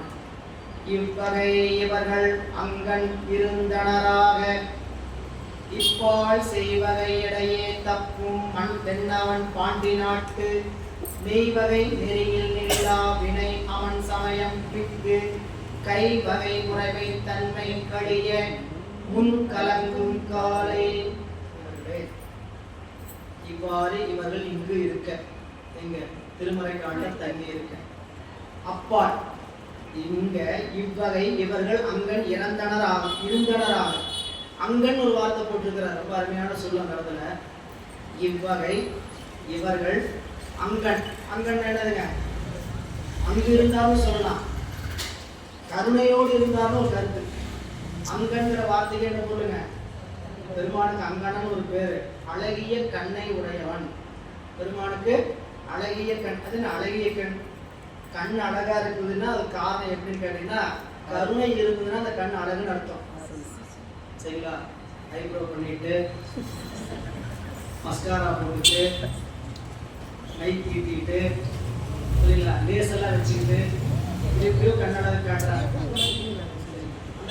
அந்த கண்ணழகை சொல்லுங்க. இது வள்ளுவர் தான் காட்டினார் இல்ல, அது பண்றாங்க 2 பேரும் பண்றாங்க. உலகத்தில் அதிகப்படி அழகை விரும்புவோர் பெண்கள் சரிங்களா, அது இயல்பு. புரியுதா? ஆடவருக்கு அந்த இது வந்து இருக்கிறாங்க, எல்லாமே கிடையாது. ஆடவருக்கும் ஏற்றுறாங்க, எல்லாமே பண்றாங்க, வச்சுக்கிறாங்க. நம்மளுக்கு தெரியாது, அவ்வளவுதான். சரிங்களா? இன்னைக்கெல்லாம் வளர்ந்துருச்சு. அவங்களும் வளர்ந்த நிலையை போய் முடிவெட்ட போனாவே உங்களுக்கு மசாஜ் பண்ணணுமான்னு கேட்குற அளவுக்கு வளர்ந்துருச்சு. சரிங்களா? அந்த அளவுக்கு இன்றைக்கு சாதாரண சலூன்ல கூட இன்னைக்கு என்ன ஆச்சுங்க, முடிவெட்ட போனாலும் மசாஜ் பண்ணி விட்டுங்களான்னு கேட்குற அளவுக்கு வளர்ந்துருச்சு. அதனால அந்த வள்ளுவர் தான் சொன்னார், கண்ணுக்கு அணிகலம், கண்ணிற்கு அணிகலம் கண்ணோட்டம், கண்ணிற்கு அழகு. அணிகலம் என்னதுங்க? கண்ணுக்கு அழகு மையல், கண்ணுக்கு அழகு கண்ணோட்டம் அப்படின்னு சொல்றது. அது பெருமாட்ட நிறைந்து இருக்கிறதுனால அவருடைய கண்ணுக்கு பேர் என்ன? அங்கன். அந்த வார்த்தைக்கு பொருள் புரிஞ்சுக்கணும். அம் கூட்டல் கண், அங்கன், அழகிய கண். அழகிய கண்ணை என்னன்னு கேட்டா, கருணையோடு பார்த்தீங்கன்னா அந்த கண்ணுக்கு அழகான கண். சரிங்களா? அதனாலதான் ரமணனுடைய பாடல ஒரு பாடல பாடும்போது பாடுவார்.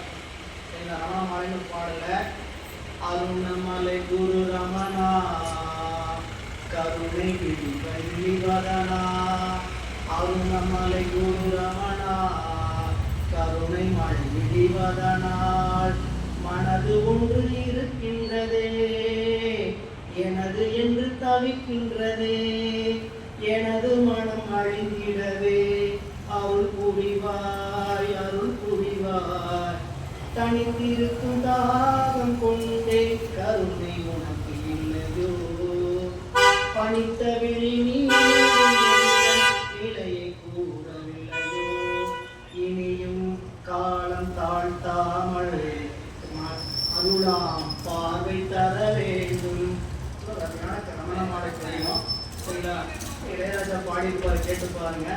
நிறைய பாடல், கிட்டத்தட்ட 20 பாடல் பக்கமா தொகுப்பு புத்தகமே இருக்கு, ரமணமாலை புத்தகமே இருக்கு.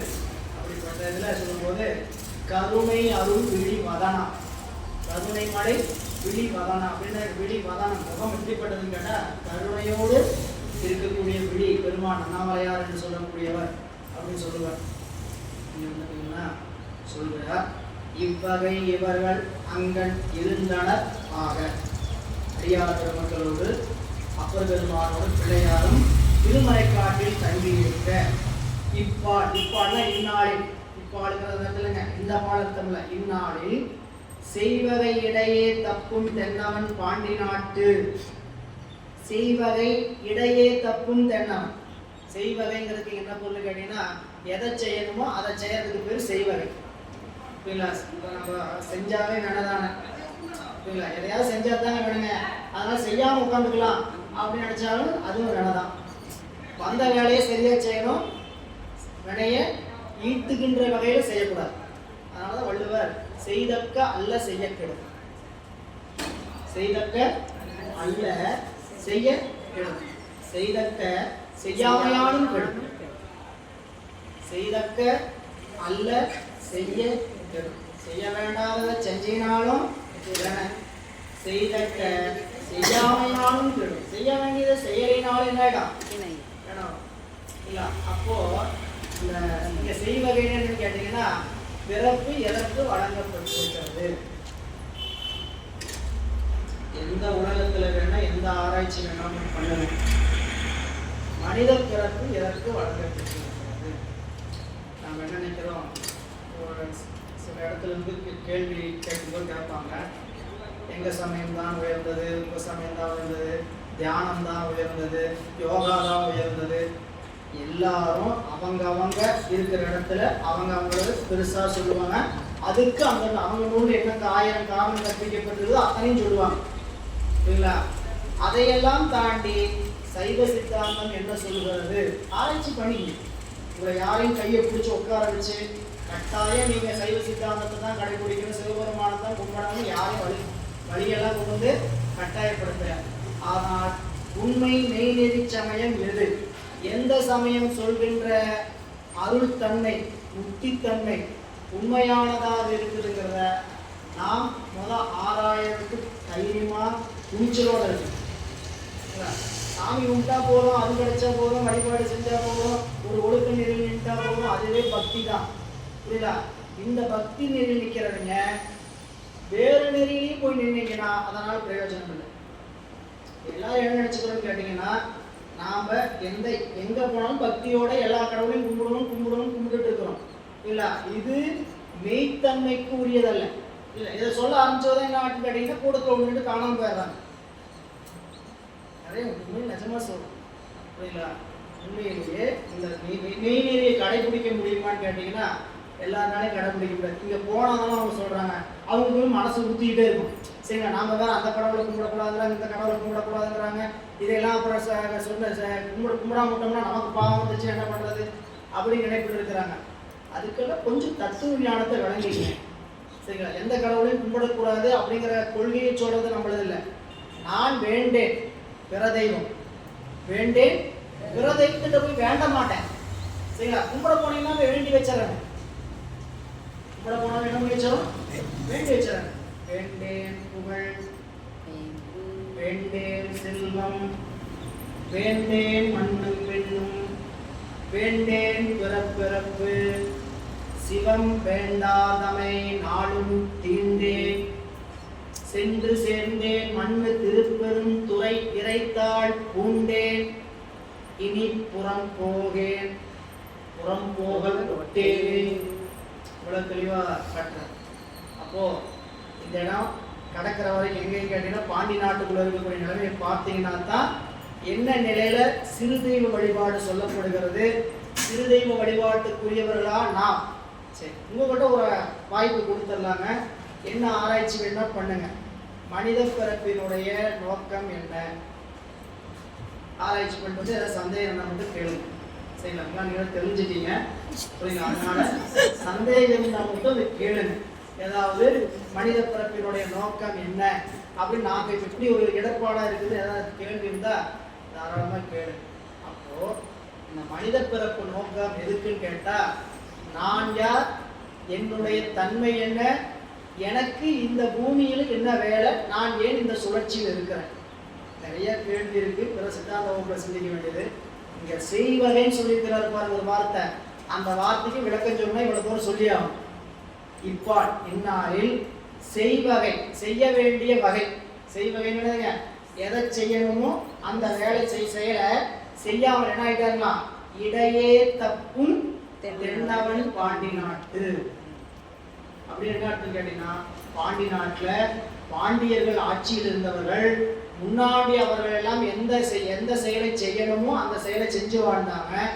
7ஆம் நூற்றாண்டுல மட்டும் என்ன ஆச்சுன்னு கேட்டீங்கன்னா, செய்ய வேண்டிய செயலை செய்யாமல் விட்டு விட்டார்கள். எது செய்ய வேண்டிய செயல் அவங்க கையில் விட்டாச்சு. இந்த சேக்கிழார் பெருமான் சொல்றது, இறை வழிபாட்டில் சிவ வழிபாட்டில் நிற்கின்ற தன்மையை இழந்து நிற்கின்ற பாண்டிய நாடு. செய்வகை இடையே தப்பும் தென்னவன் பாண்டி நாட்டு. ஏன்னா பாண்டி நாட்டை சில காலம் சோழர்களும் ஆட்சி செய்தார்கள். அதனால என்ன சொல்றாங்க, தென்னவன் பாண்டி நாடு. தென்னவன் என்று சொல்லக்கூடிய பாண்டிய மன்னர்கள். தென்னவன் தென்னாடுனாவே எதை சொல்லுது, பாண்டிய நாடுதான். தென்பாண்டி நாடே தெளி, பெருமாடி நாடு தென்பாண்டி நாடே, நாடென்றும் தென்பாண்டி நாடே தெளி. பாண்டி நாடு தென்னாடுனா பாண்டி நாடு தான். தென்னாடுடைய சிவனை போற்றி பாண்டி நாட்டுக்குரிய இறைவன் அவர் சொக்கநாத பெருமான், சோமசுந்தர கடவுள், அவர் தான் எந்நாட்டவர்க்கும் இறைவன் அப்படிங்கிற பெருமான் சொல்ற. செய்வகை இடையே தப்பும் தென்னவன் பாண்டி நாட்டு, மெய்வகை நெறியில் நில்லா. மெய்வாத எது செய்வகை, அதுக்கு விளக்கம் சொல்லணும் இல்லைங்களா? நீங்க ஞானசம்பந்த பிள்ளையார் திருநீலகண்ட பதிகம் பாடினார். பாடும்போது நீங்க நாம எல்லாம் தெரிந்துதான் அறிவு இழந்துட்டு இருக்குன்னு சொல்றார். அவ்வினைக்கு இவ்வினையாம் என்று சொல்லும் அது அறிவி. அதை தெரிந்து வைத்திருக்கவில்லை. போன பிறப்புல செய்த வினைக்கு தான் இப்ப நான் வினை அனுபவிச்சுட்டு இருக்கு, உங்களுக்கு நல்லா தெரியுது. அவ்வினைக்கு இவ்வினையாம் என்று சொல்லும் அகுது அறிவி. உய்வினை நாடாதிருப்பது முந்தம் பூணமன்றி. அதிலிருந்து நீங்கிறதுக்கு வழி என்னன்னு நாடாம இருப்பது யாரோட தப்பு? உந்தமக்கு ஊனம் அன்றே. அப்ப என்னங்க உய்வதற்கு என்னங்க வாய்ப்பு?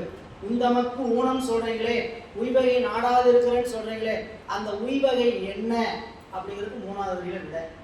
கைவினை செய்து எம்பிரான் கடல் போற்றுதும். உய்வினை என்னன்னு கேட்டா பெருமானுக்கு என்ன செய்யுங்க, கைவினை செய்து எம்பிரான் கடல் போற்றுங்கள். கைவினை செய்யுங்க, பெருமான் திருவடியை போற்றுங்கள்.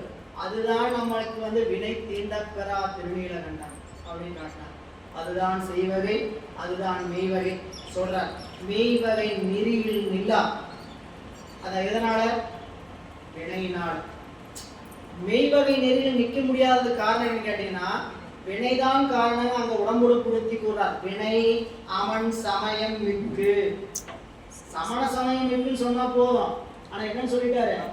வினை அமன் சமண. இதுக்கு நீங்க எம்பிரான் இளையான்குடி மாநாயனரோட வரலாற்றுல ஒரு இடம் படிச்சிருக்கோம், ஞாபகம் வச்சுங்க.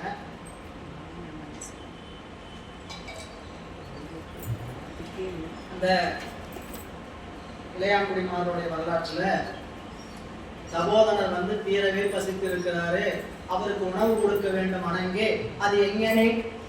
நம்ம 2 நாளா உணவு இல்லாம இருக்கிறோம் தெரியும். அவர் வந்திருக்கிற தீரவே பசித்து வந்திருக்கிறார், அவருக்கு என்ன பண்ணணும்? உணவு கொடுக்க வேண்டும். எப்படி கொடுப்பதுன்னு கேட்ட உடனே, அம்மா வேற ஒரு வழியும் தெரியல சரிங்களா எனக்கு, ஏன்னா தீவினையருக்கு செயல் இல்லைம்பார். போய் கேட்டாலும் கொடுக்குற ஆள் இல்லை, நேரமும் கொடு போதும் வைவிட்டு எல்லாத்தையும் சொல்லிட்டு சொல்லுவார் தீவினையினருக்கு. சரிங்களா, வினை இருப்பதா தீவினை இருப்பதனாலதான் அடியார் வந்திருக்கிறாங்க, இப்ப அமுது செய்ய முடியல. அடியார் வந்திருக்கிறாங்க, அமுது செய்ய.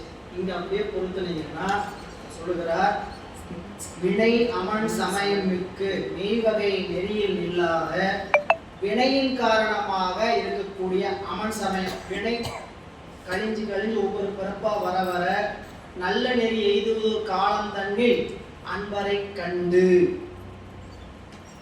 இதுல படிச்சிருக்கிறோம் போற்றி பகருடைய நல்ல நெறி எய்துவது காலம் தன்னில் அன்பரை கண்டு. அன்பரை பார்க்கறதுக்கே நல்ல நெறி எய்துவது காலம் ஏற்படணும். சரிங்களா, அப்போ பல பிறப்புல செய்த புண்ணியத்தின் பயனாகத்தான் ஒரு பிறப்புல தவத்தை ஏற்ற முடியும். தவத்தின் வாயிலாகத்தான் அஞ்செழுத்து கிடைக்கும், உண்ணாதர் கிடைப்பார், தொண்டர்கள் கிடைப்பார், தொண்டர் கூட்டம் கிடைக்கும், பூசணை கிடைக்கும், திருநீர் கிடைக்கும், கண்ணீர் கிடைக்கும். பல பிறப்புல செய்த தவம். அப்போ நமக்கு வினை தாங்க. வினை எவ்வளவுக்கு எவ்வளவு கழிஞ்சுக்கிட்டே வருதோ, நம்ம சேர்த்து வச்ச வினைக்கினுடைய குவியல் அதிகம். அது ஒவ்வொரு பிறப்புலையும் கழிக்கிறோம். சில பிறப்புல கொண்டு வந்தது எந்த விதமான கூட்டலும் கழித்தலும் எல்லாமே கழிச்சிடும். அப்படியெல்லாம் சில பேருக்கு பிறப்பு அமையும். சரிங்களா, அது என்னன்னு கேட்டீங்கன்னா புரிஞ்சுக்கிற மாதிரி சொல்லுன்னு கேட்டீங்கன்னா, புத்தி சுவாதீனம் இல்லாமல் இருக்கக்கூடிய ஒரு பிறப்பு. புரியல, எதுவும் சிந்திக்காம எப்படி இருப்பாங்க, கிடப்பா. அவங்களுக்கு நல்வினையும் கிடையாது அந்த பிறப்புல, தீவினையும் ஏற்றதில்லை. அவங்க என்ன பண்றாங்க, அவங்க எதையாவது யோசிச்சு அவங்களுக்கு எடுத்து நினைக்கணும், நல்லது நீங்க நினைச்சிட்டு இருப்பாங்க கிடையாது. எந்த நினைப்பும் கிடையாது. அவங்க என்ன இருந்துட்டு இருக்கோம், கொண்டு வந்த பிறப்புல கொண்டு வந்த வினையை மட்டும் உடம்புலையே கழிச்சுட்டு போவாங்க. அப்படியும் ஒரு பிறப்பு அமையும். சரிங்களா, ஆனா இப்படி பல பிறப்புல கழிச்சிருந்தாலும் ஒரு பிறப்புல இந்த வினையினுடைய தொகுதி ஒத்த காரணத்தினால என்ன ஆகும் கேட்டீங்கன்னா, கணக்கிலா திருக்கோலமாகிய குருநாதருடைய காட்சி கிடைக்கும். அப்படி கிடைக்காத நிலையில் இருக்கக்கூடிய வினையுடைய அமன் சமயம். ஏன் அமன் சமயம் நம்மளுக்கு பேரு கேட்டீங்கன்னா, உடம்புல ஆடை இல்லாமல் சுத்துறதுனால அமணர்கள். புரியல, அம்மனம் அப்படின்னு சொல்றது என்னதுங்க, உடம்புல ஆடை இல்லாமல் திகம்பரர்கள். அவங்க என்னதுங்க, ரெண்டு சமணர்கள் 2 வகையா இருக்கிறாங்க. ஆடை இல்லாமல் சுத்துற சமணர் இருக்கிறாங்க, பாயை மட்டும் கட்டி கொண்டு சுத்துற சமணர்களும் இருக்கிறாங்க. இதுல 2 வேறுபாடு உடையவர்கள். அப்படிப்பட்ட சமன் சமயம் விட்டு கைவகை முறைமை தன்மை கழிய. கைவகை சைவகை நெறி ஒழுக்கம். இது செய்வகை கைவகை. கைவகை என்பது சைவ நெறி ஒழுக்கம் முறைமை தன்மை கழிய கலங்கும் காலை. இவர்கள் எல்லாம் இப்படி பாண்டிய நாட்டுல மன்னன் எப்படி இருக்கிறான், சமண சமயத்துல மிகுந்து சைவ சமயம் எல்லாம் ஒளிந்து கொண்டு இருக்கக்கூடிய நிலையில இருக்கக்கூடிய நேரத்தில் தென்னவன் தானும் முன் செய்தீவினை பயத்தினாலே அந்நெறி சார்பு தன்னை அறம் என நினைந்து நிற்ப மன்னிய செய்வை வாய்மை வைதிக வழக்கமாகும் நன்னெறி திரிந்து மாறி நவை நெறி நடந்தது. அன்றே 6வது பாடல்ல தென்னவன் தானும் முன் செய்தீவினை பயத்தினாலே, அந்த சமண சமயம் சொல்லக்கூடிய சமண அந்த நெறி, அந்த நெறியை நல்ல நெறி நினைச்சு ஒழுகிற அளவுக்கு அவன் வாழ்றான். ஏன் அப்படி வாழ்றான்னு கேட்டா, தீவினை சூழ்ந்ததினாலே. புரியல, அதனாலதான் இந்த சொப்பநாத பெண்பாள் ஒரு பாடல் உண்டு. தீவினையால் இன்னம் இன்னம் தேகமுறச் செய்வையோ. இந்த உடம்பு எடுப்பது எதனால அப்படின்னு தெளிவு தெரியுது. அதை சொப்பநாத பெருமான் விண்ணப்ப வைக்கிறார். பெருமானே, தீவினையால் இன்னம் இன்னம் தேகமுறச் செய்வையோ. தீவினை அற்று தீவினை தீர்ந்து உண்மயமாய் செய்வையோ. தீவினையால் இன்னம் இன்னம் தேகமுறச் செய்வையோ. தீவினை அற்று உண்மயமாய் செய்வையோ. சொக்கநாதா பெருமான் அப்படின்னு கேட்பார். அப்போ தீவினை பயத்தினால், இந்த பயத்தினாலுங்கிறது பயம் சொல்லக்கூடாது, தீவினை பலனால். பயனினால் சொல்றதுக்கு எப்படி சொல்லிக்கிறாங்க? பயத்தினாலே. பயத்தல் அப்படி என்பதுங்க பலன் கொடுப்பது பேர். பயத்தல் வேறு. படிக்கும் போது இந்த பாவை சில பேர் பான் படிச்சிடும் இல்லைங்களா? எந்த இடத்துல பயம் வருது, எந்த இடத்துல பயத்தல் அப்படின்னு வருது. பயத்தல் என்றால் என்னதுங்க? கொடுப்பது, பலனை கொடுப்பது. அதனால தென்னவன் தானம் சேரநாடு, அதாவது பாண்டிய நாட்டினுடைய அரசர் பாண்டியன் என்கின்ற மன்னன் தென்னவன் தானும் முன் செய்த தீவினையினுடைய பலனினாலே அந்நெறி சார்புதனை அறவென நினைந்து நிற்ப. எந்நெறி சார்பு? அந்த சமணனுடைய நெறியே நல்ல அறம், அருமையான அறம். அறத்தில ஒரு குறையும் கிடையாது. சரிங்களா? எந்த உயிருக்கும் தீங்கு நினைக்கக்கூடாது. ஒரு உயிரும் நம்மளால இறந்து போயிடக்கூடாது. அதனால குளிக்க கூடாது, அதனால பல் தேய்க்க கூடாது. பல் தேய்ச்சா வாயில் இருக்க கிருமி அழிஞ்சு போயிடும். குளிச்சா உடம்புல இருக்க கிழிச்சு கிருமி அழிஞ்சு போயிடும். அதனால அழுக்க சுரண்டி எடுப்பாங்க. அழுக்க என்ன பண்ணுவாங்க? சுரண்டி சுரண்டி எடுப்பாங்க. தலைமுடியெல்லாம் பிடிங்கி எரிஞ்சிடுவாங்க. மொட்டை அடிக்கூடாது. பிடிங்கி எரிஞ்சா முடி முழு முழுன்னு ஆயிடும் மண்டை. புரியுங்களா? அதான் பரிதலை கையர். பரிதலை கையர் பாயுடுப்பார்கள். அவங்க என்ன எப்படிப்பட்டவங்க? படிக்கிறவங்க வேத வேள்வி நின்றானே செய்வது பதிகத்தில் என்ன படிக்கிறோம்? பரிதலை கையர் பாயுடுப்பார்கள். பரிதலை கையர் என்னங்க? தலையில முடியெல்லாம் முடிங்கிக்கிறது. ஒரு தடவை துக்கப்பட்டனா வாழ்நாள் முழுக்க சுகமா இருக்கு. தலையில பேன் இல்லை, ஈர் இல்லை. அவங்களுடைய கொள்கை பேரியின் தொந்தரவு பண்ணுறதுக்காக முடி எடுத்துக்கல. பேரியின் தலை என்ன ஆயிடும்? இறந்துடும். பேரும் தலையில இறந்துடும். வாயை கட்டிக்கிட்டு தான் பேசுவான். வாய் கட்டிட்டு தான் பேசுவான். கையை கோத்துக்கிட்டு தான் நடப்பான். கை வீசி நடந்தா என்ன ஆயிடும்? ஆத்துல இருக்கக்கூடிய கிருமி அழிஞ்சு போயிடுமா? கொலை மறைத்துறையும் அமன் பாதகன். சமணர்கள் எப்படிப்பட்டாங்க? கொலை மறைத்துறையும் சமன் பாதகன். ஏன் எவ்வளவு நினைச்சாங்க? திருநாவுக்கரசு பெருமான கொள்ளலாம் நினைக்கலாமா? சின்ன கிருமி, கண்ணுக்கு தெரியாத கிருமி இறந்து போக நினைக்கக்கூடிய நீ திருநாவுக்கரசு பெருமான் சமன் சமயத்தை விட்டு போயிட்டாருங்கிறதுக்காக அவருக்கு தீங்கு நினைச்சீங்களே. அதனால என்ன சொன்னாருங்க? கொலை மறைத்துறையும் சமண பாதகர்கள் அப்படிங்க. இங்க தென்னவன் தான் முன்செய் தீவினை பலனினாலே சமண நெறி சார்பே தன்னை அறமென நினைந்திருப்ப. இவரும் அப்படிதான் பண்ணினார். அப்பர் பெருமான் எப்படி பண்ணினாருங்க? சமண சமயம் அருமையான கொள்கை கிடையாது.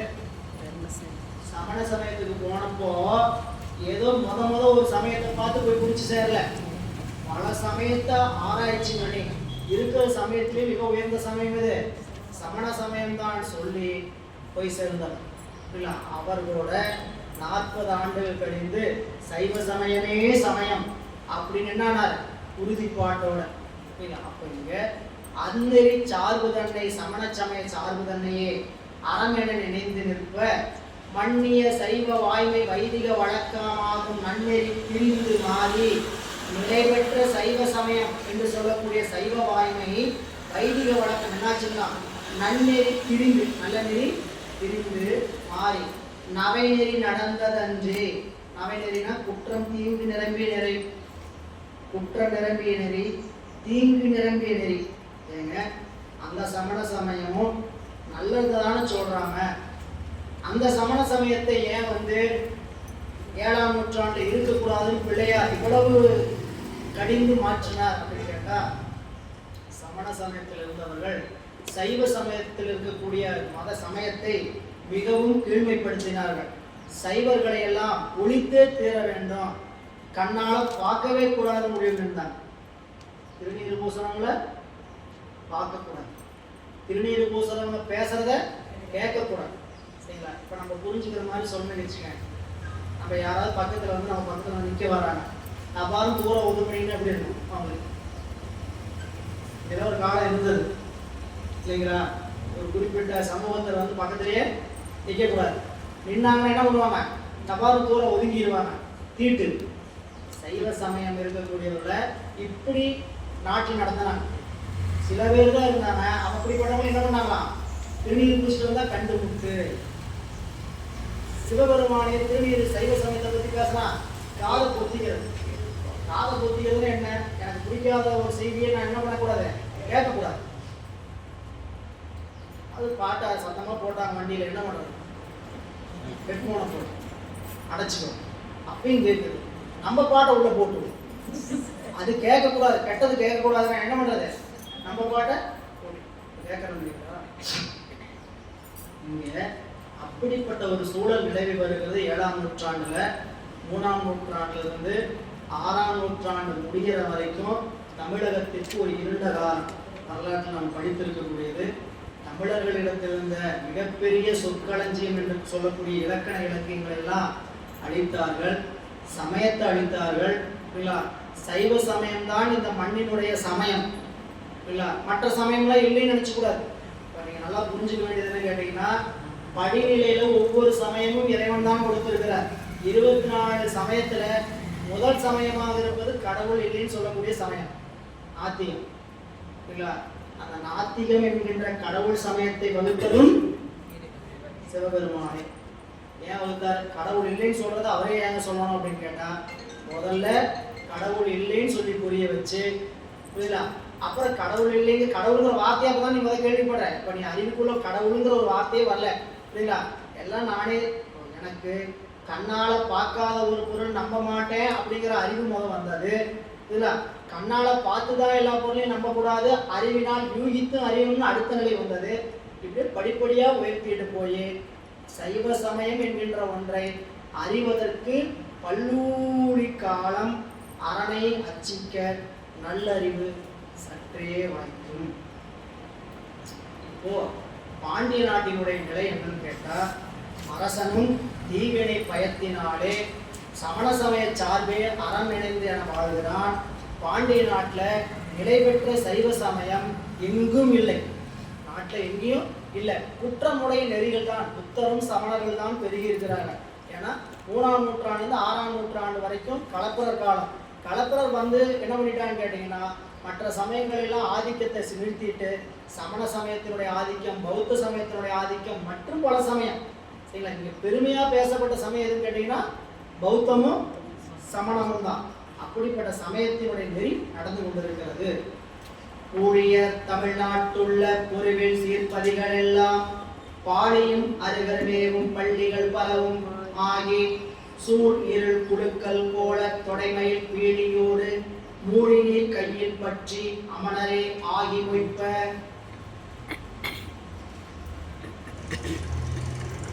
ஊழியர் நாடு, ஊழியர் அப்படிங்கிறது பாண்டியனுக்குரிய சிறப்பு பெயர். ஊழியர் நூல் குடித்த ஊழியர் என்பது திருநெல்வேலியில ஒரு வரலாற்று சிறப்பு மிக்க போரை வென்றவர்கள் பாண்டியர்கள். அது புழுதி கிளப்பி அந்த போர் நடந்ததுனால அதுக்கு கூலி அப்படின்னு பேருங்க. கூலியர் கோன் பாண்டிய நாட்டினுடைய பெருமையை சொல்லணும்னா அந்த திருநெல்வேலி போர் தான் மிகப்பெரிய போர். அதனால அதை என்ன சொல்லுவாங்க, கூலியர் கோன் பாண்டிய மண்ணினுடைய வெப்பு. இங்க கூலியர் தமிழ்நாடு பாண்டிய நாட்டில் உள்ள பொருவில் சீர்பதிகள் எல்லாம் பல ஒப்பற்ற திருத்தலம். எது, திருப்பூவனம். இன்னைக்கு போனீங்கன்னாலும் திருப்பூவனம், திருநெல்வேலியில சில இடத்துல சமணர்களுடைய அந்த அடையாளங்கள் காணப்படும். இங்கே சமண கோயில்கள் இன்னைக்கும் காணப்படும். பாண்டி நாட்டில் போகும்போது தலையாத்திரை போகும்போது நம்ம பார்க்கணும், ஆனைமலை, கழுகுமலை என்று சொல்லக்கூடிய மலைகள் எல்லாம் சமணர்கள் தங்கியதற்கான அடையாளம் இன்றும் இருக்கிறது. பொருளில் சீர்பதிகள் திருப்பூவனம், நெல்வேலி, திருக்குற்றாலம் போன்ற தலங்களில் எல்லாம் பாழி, பாழி என்பது சமணர்கள் தங்கும் இடம். பாழியும் அருகர்மேவும் பள்ளி, பள்ளி என்பது சமணர்களுடைய கடவுள் இருக்கிற இடத்துக்கு பேர் பள்ளி. பாடலிபுத்திரம் அவருடைய வரலாற்றில் பார்த்தோம், கடவுள்ல பார்த்தோம். பாடலிபுத்திரம் அது என்னதுங்க? சமணர்கள் தங்கியிருந்த மடம், அது பாடலிபுத்திரம், அது பாடி. பள்ளி என்பது சமண குருமார்கள் தங்கி இருக்கக்கூடியவைகள் எல்லாம் பலவுமாகி எங்க பார்த்தாலும் சமணர்களுடைய பாடி குகைகள், சமணர்கள் தங்குகின்ற குகைகள், சமணர்களுடைய குருமார்கள் தங்குகின்ற இடங்கள் என்று சூழ் இரு குழுக்கள் போல, இருள் சூழ்ந்த கூட்டம் போல தொடை மயில் அவங்க எப்படி இருப்பாங்க? சமணர்களுடைய தோற்றம் எப்படி இருக்கு அப்படின்னா, கையில மயில் தோகையோடு மூலி நீர் கையில் பற்றி, மூலி என்பது குண்டிகை நீர், குண்டிகை நீரை கையில் வைத்துக் கொண்டு அமணரே ஆகி மொய்ப்ப இவர்களுடைய தோற்றம். அடுத்த பாடல் பரிமயில் தலையும் வாயும் வேலியும் தடுக்கும் மேலிச்செறியும் முக்குடையும் ஆகி திரிபவர் எங்குமாகி அறியும் அச்சமய நூலின் அளவினில் அடங்கி சைவ நெறியில் சித்தம் செல்லா நிலைமையில் நிகழும் காலை. சமணர்களுடைய தோற்றத்தை நம்ம விரிக்கிறார். பரிமயில் தலைகள் உடனே பாயும், இடுப்புல எப்படி கட்டியிருப்பாங்க? பாய். ஏன் பாய் கட்டுறாங்க? ஆடை வந்து பருத்தி நூல், அதனால பருத்தி வந்து என்னாச்சுங்க? உயிர் சார்ந்தது, அதனால அது ஆகாது. பாய் என்பது கோரை புல்லுல இருந்து ஆராய்ச்சி பண்ண எல்லாமே ஒழிதான். நிறைய பேர் அப்படிதான் கேட்பான், ஐயா அசைவம் சாப்பிடாதீங்க சரிங்களா? கீரை என்ன, தக்காளி என்ன, பால் என்ன, பால் ரத்தத்துல இருந்தாலும் உருவாகுது. அடுத்த ஆராய்ச்சி இதெல்லாம் நீங்க போய் ரொம்ப எளிமையா தெரிஞ்சுக்கலாம். ரொம்ப இதுக்கெல்லாம் ஆராய்ச்சிலாம் வேண்டியதில்லை. போய் 26வது அதிகாரத்தை உரையோட படிங்க. உலால் மறுத்தல். சரிங்களா? உலால் மறுத்தல் அப்படின்னா என்ன அப்படின்னு கேட்டீங்கன்னா, உலாலத்து மறுக்கிறதுங்கிறது ஒரு உயிரை துன்புறுத்தி ஏற்றுக்கொள்ளுகின்ற உணர்வு. உலால் மறுத்தல். சரிங்களா? நீங்க ஒரு செடியை போய் பிடிக்கி துன்புறுத்தி அதையே நாம ஒவ்வொரு முறையும் இந்த தாவரங்களை பயன்படுத்தும் போது வணங்கித்தான் பயன்படுத்தும். சரிங்களா? அது வரைமுறை நூல்களில் விதிக்கப்பட்டது. ஒரு வேப்பமரம் வெட்டுறாங்க, ஒரு செடி வெட்டுறாங்க, முன்னாடி கற்பூரம் பற்ற வச்சு கும்பிட்டு தான் வெட்டுறாங்க. ஒரு சாதாரண வெட்டுறவங்களுக்கு தெரிஞ்சிருக்கிற அறிவு நம்மளுக்கு தெரியாது. சரிங்களா? இது சாதாரண ஒரு பூ பறிக்கிறோம்னா வணங்கி தான் பறிக்கணும். இல்லை, அந்த உயிரிட்டு இருந்து நம்ம இறைவனுக்காக இறைப்பணிக்காக செய்கின்ற பணி அது. நீங்க நல்லா புரிஞ்சுக்கணும். நம்ம வாழ்வாதாரத்துக்காக கொட்டுகிற படுறோம், நம்ம உடம்பு பெருக்குங்கிறதுக்காக. அதெல்லாம் வள்ளுவர் சொன்னார், தன்னுள் பெருக்கெருக்கு. முதல் பொருள் என்ன சொன்னாரு? தன்னுள் பெருக்கெருக்கு பிரிதூன் தின்பான். எங்க நம்ம ஆளுமருள் உடம்பு வலிக்குது, காய்ச்சல் அடிக்குது, கஷ்டமா இருக்குது, அப்படி ரொம்ப ஏதோ ஆபத்தான நோய் வந்துருச்சு. சரிங்களா? இதை காப்பாற்றிக்கணும், உடம்பு ரொம்ப முடியல, புரியுதா? இப்படி பிற உயிருக்கு கத்தவும் காது விடவே இல்லையா? எப்பயுமே படுக்கையில தான் ஞானம் வரும். சாமி பெட்டில் போட்டாருன்னு வச்சுக்கேன், ஞானம் உபதேசமான உபதேசம் வரும். யாரும் வந்து உபதேசிக்க வேண்டியது நம்ம டேப்புக்காக ஓடும். நான் செய்த தீங்கு என்ன பண்ணி வச்சிருக்கிறோம், நம்ம என்னென்னலாம் பண்ணி வச்சிருக்கிறோம் அப்படின்னு ஒன்றா ஃபிளாஷ்பேக் எத்தனை வருஷத்துக்கு ஓடும்? நாம எத்தனை வயசு அத்தனை வருஷம் ஃபிளாஷ்பேக் ஓடும். எத்தனை யுகமாக செஞ்சதெல்லாம் இருக்குது. அதெல்லாம் பட்டினத்தடிகள் சோழ கணக்கு போட்டோம்னா நம்ம வாழ்க்கையில நம்ம கணக்கு இந்த பிறப்புலயே செய்திருக்கிறோம். அடுத்த பிறப்பை பத்திலாம் யோசிக்க வேண்டாம். இந்த பிறப்புல செய்த தீவினைக்கே அளவில்லை. அதுக்கு கணக்கு போட்டு தண்டனை கொடுக்கணும்னு நினைச்சாருன்னா நம்ம எந்த கோர்ட்டையும் போய் வாய்தாவாங்க தப்பிக்கவே முடியாது. இல்லை, ஒன்னே ஒண்ணுதான், கருணையோடு அவர் செய்துட்டு இருக்கிறார். சரி தம்பி போ, பிரயாணி கொஞ்சம் நீ பார்த்துப்போ இதெல்லாம் செய்யாது அப்படின்னு அறிவுறுத்தி கொண்டே செல்கிறார். சமணர்களுடைய கொள்கையில சொல்ற பரிமயில் தலையும் பாயும் பீலி என்பது மயில் தோகை, தடுக்கு என்று சொல்லக்கூடிய கையை தான் முன்னாடி போற இடத்துல என்ன ஒண்ணா சீமா வச்சு கூட்டிகிட்டே போகணும். நடக்கும்போது காலில் எதுவும் பட்டு ஆயிடக்கூடாது.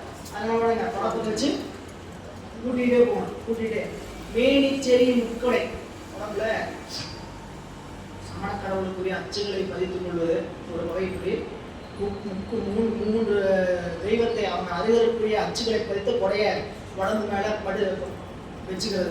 2 வகையும் சொல்லக்கூடிய இதில் கொஞ்சம் ஆழமா சொல்லணும். அதை அடியில் விட்டுட்டு போறேன். ஏன்னு கேட்டீங்கன்னா, சமணர்கள் 3 வகை சமணர்கள் இருக்கிறாங்க. அவங்களுக்கு 3 பேருக்கு அவருடைய அடையாளங்கள் உண்டு. அந்த அடையாளங்கள்லாம் உடம்புல அச்சுகளாக பயன்படுத்துகிற வழக்கு உண்டு. அதே செரியும் முக்குறையுமாகி திரிவோர் எங்குமாகி, எங்க பார்த்தாலும் சமணர்கள் தான் தெரிகிறார்கள் என்கின்ற அளவுக்கு அறியும் அச்சமய நூலின் அளவின் அடங்கி சேக்கிழார் சொன்னார் பாருங்க. அவங்க எப்படி தெரிஞ்சுக்கிட்டாங்க? அவங்க சமய நூல் என்ன சொல்லியிருக்கோ அந்த அளவில் அடங்கி. மீண்டும் சொல்றதா, நீங்க எவ்வளவுக்கு எவ்வளவு தத்துவ நூல் சித்தாந்தம் படிக்கிறீங்களோ அவ்வளவுக்கு அவ்வளவு உண்மையினுடைய நிலையை உள்ளவாறு உணர்வீர்கள்.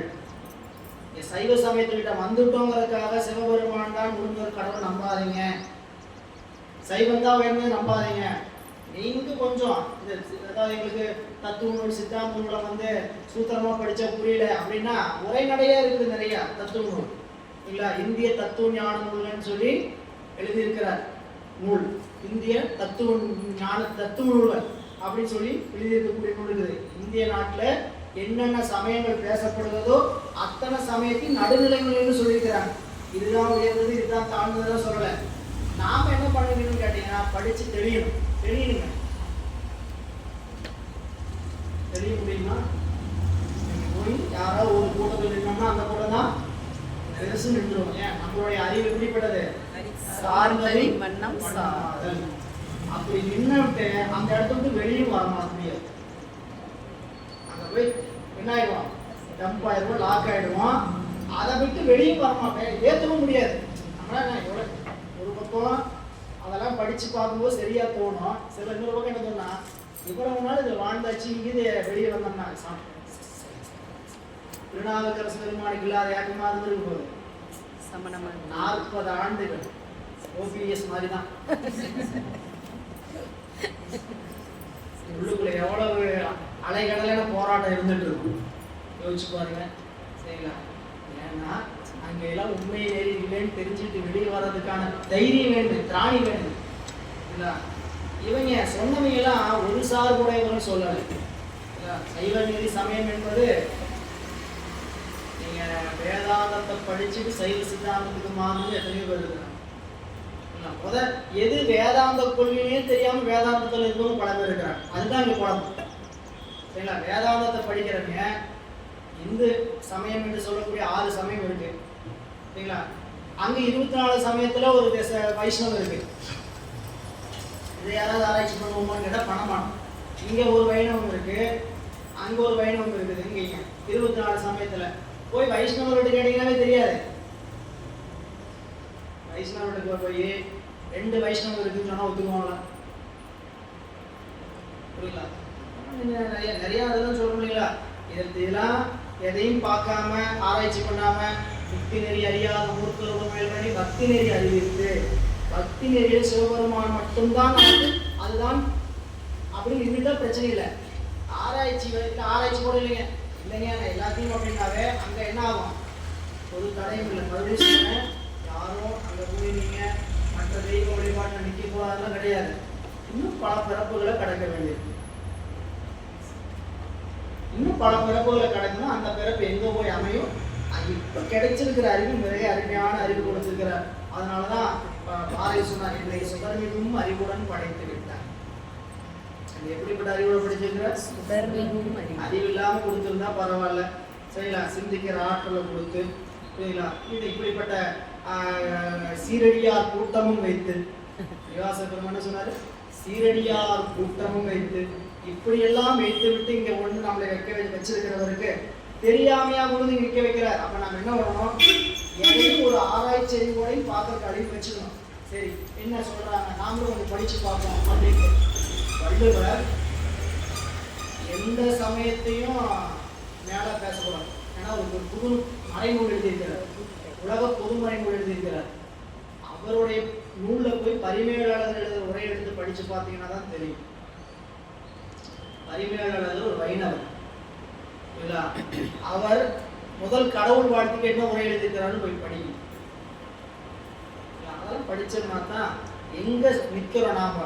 சிவபெருமானை வணங்குகின்ற சமயம் என்கின்ற ஒன்று ஏன் ராஜாங்க சமயமாக போற்றப்படுகிறது? இந்த சமயத்துல சொல்லப்படாத நெறிகளே கிடையாது. சப்ஜெக்ட் அதிகமா இருக்கிறதுனால யாருக்கும் பிடிக்கிறது. கிளைக்கிளையே இருக்குது. சப்ஜெக்டா போகுது. இங்க படிச்சா அங்க சொல்றாங்க, அங்க படிச்சா பார்த்து எங்களை குழப்பிட்டே இருக்கிற மாதிரி தாங்க இருக்குது. தவிர எங்களால இது தெளிய முடியும் தான் நின்றுட்டு இருப்பீங்க. புரியுதுங்களா? ஆனால் ஒரு இடத்துல பூசை என்ன பண்ணிருன்னு கேட்டீங்கன்னா உங்களை தெளிவுபடுத்தி, பூசை தான் எல்லாத்துக்குமே விடை எங்க இருக்குதுன்னு கேட்டீங்கன்னா சிவபூசனை தான். அந்த பூசனை அஞ்சலுக்கு தான் விடை. இங்க அறியும் அச்சமய நூலின் அளவினில் அடங்கி சைவ நெறியினில் சித்தம் செல்லா நிலைமையில் நிகழும் காலை.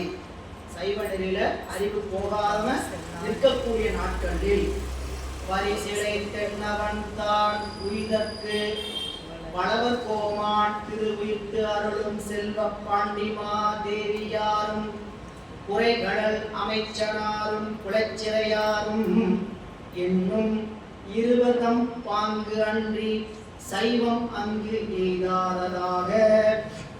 அடுத்த காட்சி இப்படிப்பட்ட பாண்டி நாட்டில் அந்த நாட்டில் சைவ சமயம் நிலைத்திருக்க வேண்டும், இன்னும் உயிர் தாங்கிட்டு இருக்குது அப்படின்னா அதுக்கு காரணம் ஒரு 2 பேர் இருக்கிறாங்க. அவங்க 2 பேர் தான் நீங்க வர வரைக்கும் உசுரை தாங்கிட்டு இருக்காங்க அப்படின்னு சொல்ற மாதிரி இந்த சைவ சமயம் நிலைப்பதற்காக தன்னுடைய வாழ்நாள் உயிர் மூச்சை கொண்டிருந்தவர்கள் 2 பெருமக்கள் தான் சேக்கிழார் பெருமான் சொல்றார்.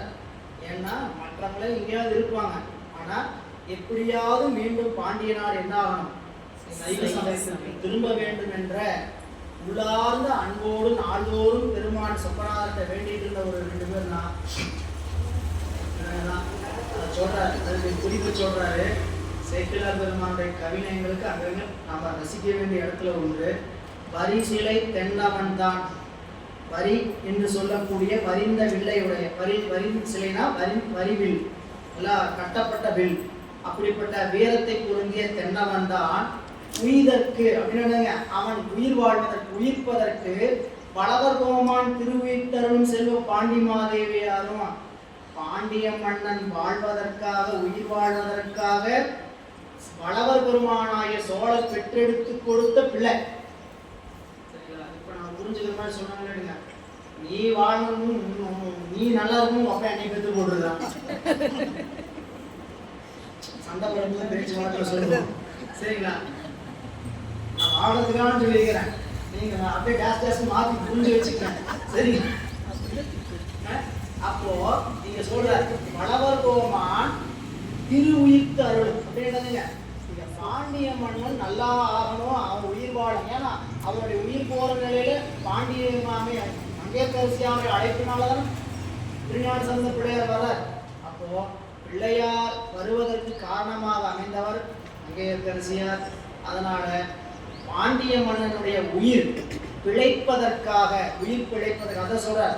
வரிசிலை தென்னவன் தான் உயிர்க்கு எப்படி வச்சுக்கலாம், நெறி திருந்துவதற்கு வச்சுக்கலாம். உய்வது அப்படின்னு நெறி திருந்துவதற்கு வச்சுக்கலாம். இன்னொரு வகையில அவன் உயிர் மீண்டும் திரும்புவதற்கு காரணம் வளவர் கோமான் திருவுயிர்த்தருள் அருளும். வளவர் கோமான் சோழ மன்னர்கள் திருவுயிர்த்து அருளும், திருவுயிர்த்து பெற்றெடுத்து கொடுக்கக்கூடிய செல்வ பாண்டிமாதேவியாரும் மங்கையரசியார் அவரும் குறைகடல் அமைச்சனாராம் குலச்சிறையாரும் நல்ல வீரத்தை உடைய அமைச்சராக விளக்கக்கூடிய இருவரும் என்னும் இருவர் தம் பாங்கு அன்றி, இவங்க 2 பேர்த்துக்கிட்ட தவிர சைவம் அங்கு எய்தாததாக. ஆங்கு அவர் தாங்கள் அங்கன் அரும்பெறல் தமிழ்நாடு உற்ற திங்கினுக்கு அளவு தேற்றா சிந்தையில் பறிவு கொண்டே ஓங்கிய சைவ வாய்மை ஒழுக்கத்தில் நின்ற தன்மை பூங்கடல் செழியன் முன்பு புலப்படா வகை கொண்டு வித்தார். இதான் ரொம்ப முக்கியமான இடம். எப்படி சைவத்தை காப்பாத்துறாங்க? ஒரு சாதனை செய்ய வேண்டும்னா என்ன வேணும்? சாதனம் வேணும். சாதனம் இல்லாம சாதனைய சிறக்க செய்ய முடியாது. சாதனம் இல்லாம சாதனை சிறக்க செய்ய முடியாது. ஒரு வயல்ல போய் அறுவடை செய்யணும். அறுவடை செய்வதற்கு என்ன வேணும்? அறுவாள், கருவாள் வேணும், சாதனம் வேணும். சரிங்களா? அறுவாள் வேண்டாம், சாதனம் வேண்டாம் அப்படிங்கிற வயல்ல போய் இறங்குனீங்க, என்ன பண்ணுவீங்க? கையில போடுவீங்க. சாதனை சிறக்குமா? சாதனை சிறக்க. சாதனம் கையில உரிய சாதனம் இருந்தா போனோமா அடியில் பிடிச்சோமா பறக்க அடுத்து தள்ளிட்டு வந்துடலாம். இல்ல 4 இதை புடுங்குறதுக்கு முன்னாடி கை என்ன ஆயிரும்? புண்ணாயிரும். புண்ணு. எந்த சாதனையா இருந்தாலும் சாதனம் மிக அவசியமான ஒன்று. அப்போ இறைவனுடைய திருவருளை பெறுவதுன்ற சாதனையை நாம் செஞ்சுட்டு இருக்கோம். நாம செய்யற சாதனை என்ன? அருள் வேண்டும். நீங்க முக்தியோ அது அருளோ என்ன உங்களுக்கு வாழ்க்கைக்கு வேணுமோ அது எதை வேணா டேஸ் டேஸ் வச்சுக்கோங்க. ஆனா அருள் வேண்டும் தான் நிக்கிறோம். அருள் வேண்டும் நிக்கிறவங்களுக்கு சாதனை அது புரியல. அப்படி சாதனைக்குரிய சாதனம் கண்டிப்பா ஒன்று இருக்கணும் இல்ல. அப்போ எம்பிராட்டி மங்கையர்க்கரசியாரும் எம்பிரான் குலச்சிறை நாயனார் எப்படிப்பட்ட சாதனை நிகழ்த்துன்னு நினைச்சாங்க? பாண்டிய நாடு சைவ சமயம் வாழ்க அந்தணர் வானவர் ஆனினம் வீழ்க தன் தூணல் தேர்தன் மோங்குக ஆழ்க தீயதெல்லாம் அரண் நாமமே சூழ்க பையகமும் துயர் தீர்க்கவே. இவ்வளவு பெரிய சாதனை எதிர்பார்த்திருக்கிறாங்க. அவனுடைய சாதனை என்ன சின்னதா வச்சாங்களா?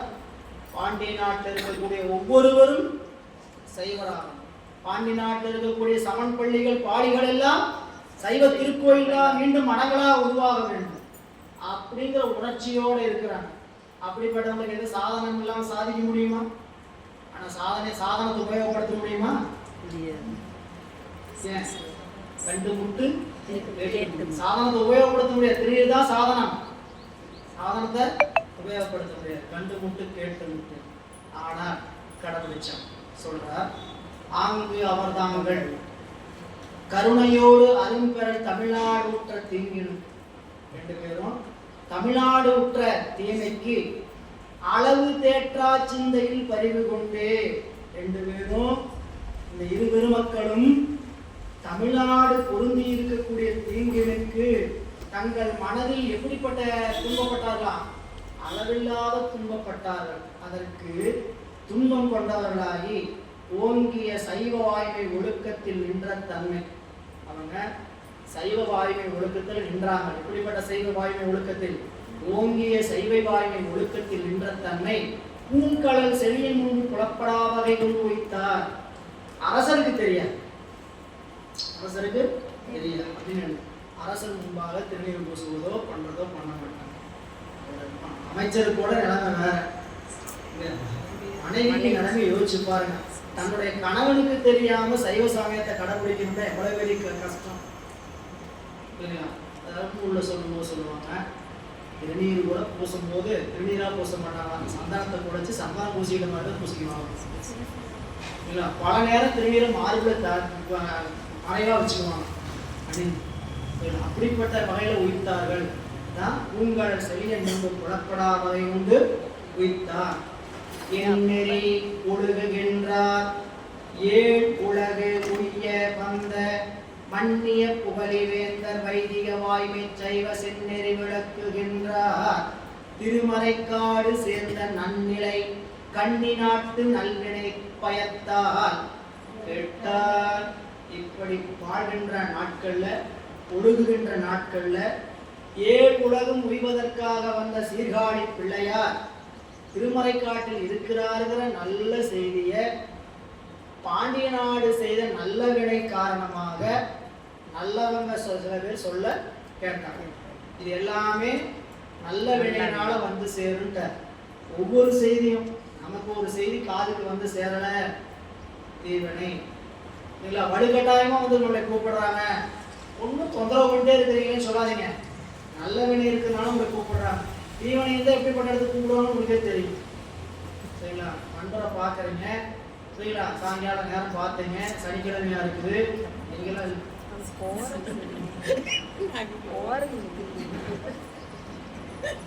ஏழு உலகு உய்ய வந்த மன்னிய புகழை வேந்தர் வைதிக வாய்மை சைவம் என் செந்நெறி விளக்குகின்றார். அவர்தான் இந்த வேதம் என்கின்ற வைதிக சமயத்தை காப்பதற்காக வந்திருக்கக்கூடிய காவலர். அவர் திருமறைக்காடு சேர்ந்த நல்ல நிலை நன்மை நிலை அதை கன்னி நாட்டு நல்வினை பயத்தால் கேட்டார். அவர் நல்வினை பயத்தால பாண்டிய நாட்டுல வந்து இப்படி சோழ நாட்டுல வந்து இருக்கிறார்கள் என்ற செய்தியை சிறு பெருமக்களும் கேட்கிறார்கள். என்ன செய்தி நடக்கிறது என்பதை மறுமுகத்தில் சிந்திக்கலாம் என்று இன்றைய சிந்தனை இந்த அளவில் நிறைவு செய்கின்றோம். திருச்சிற்றம்பலம்.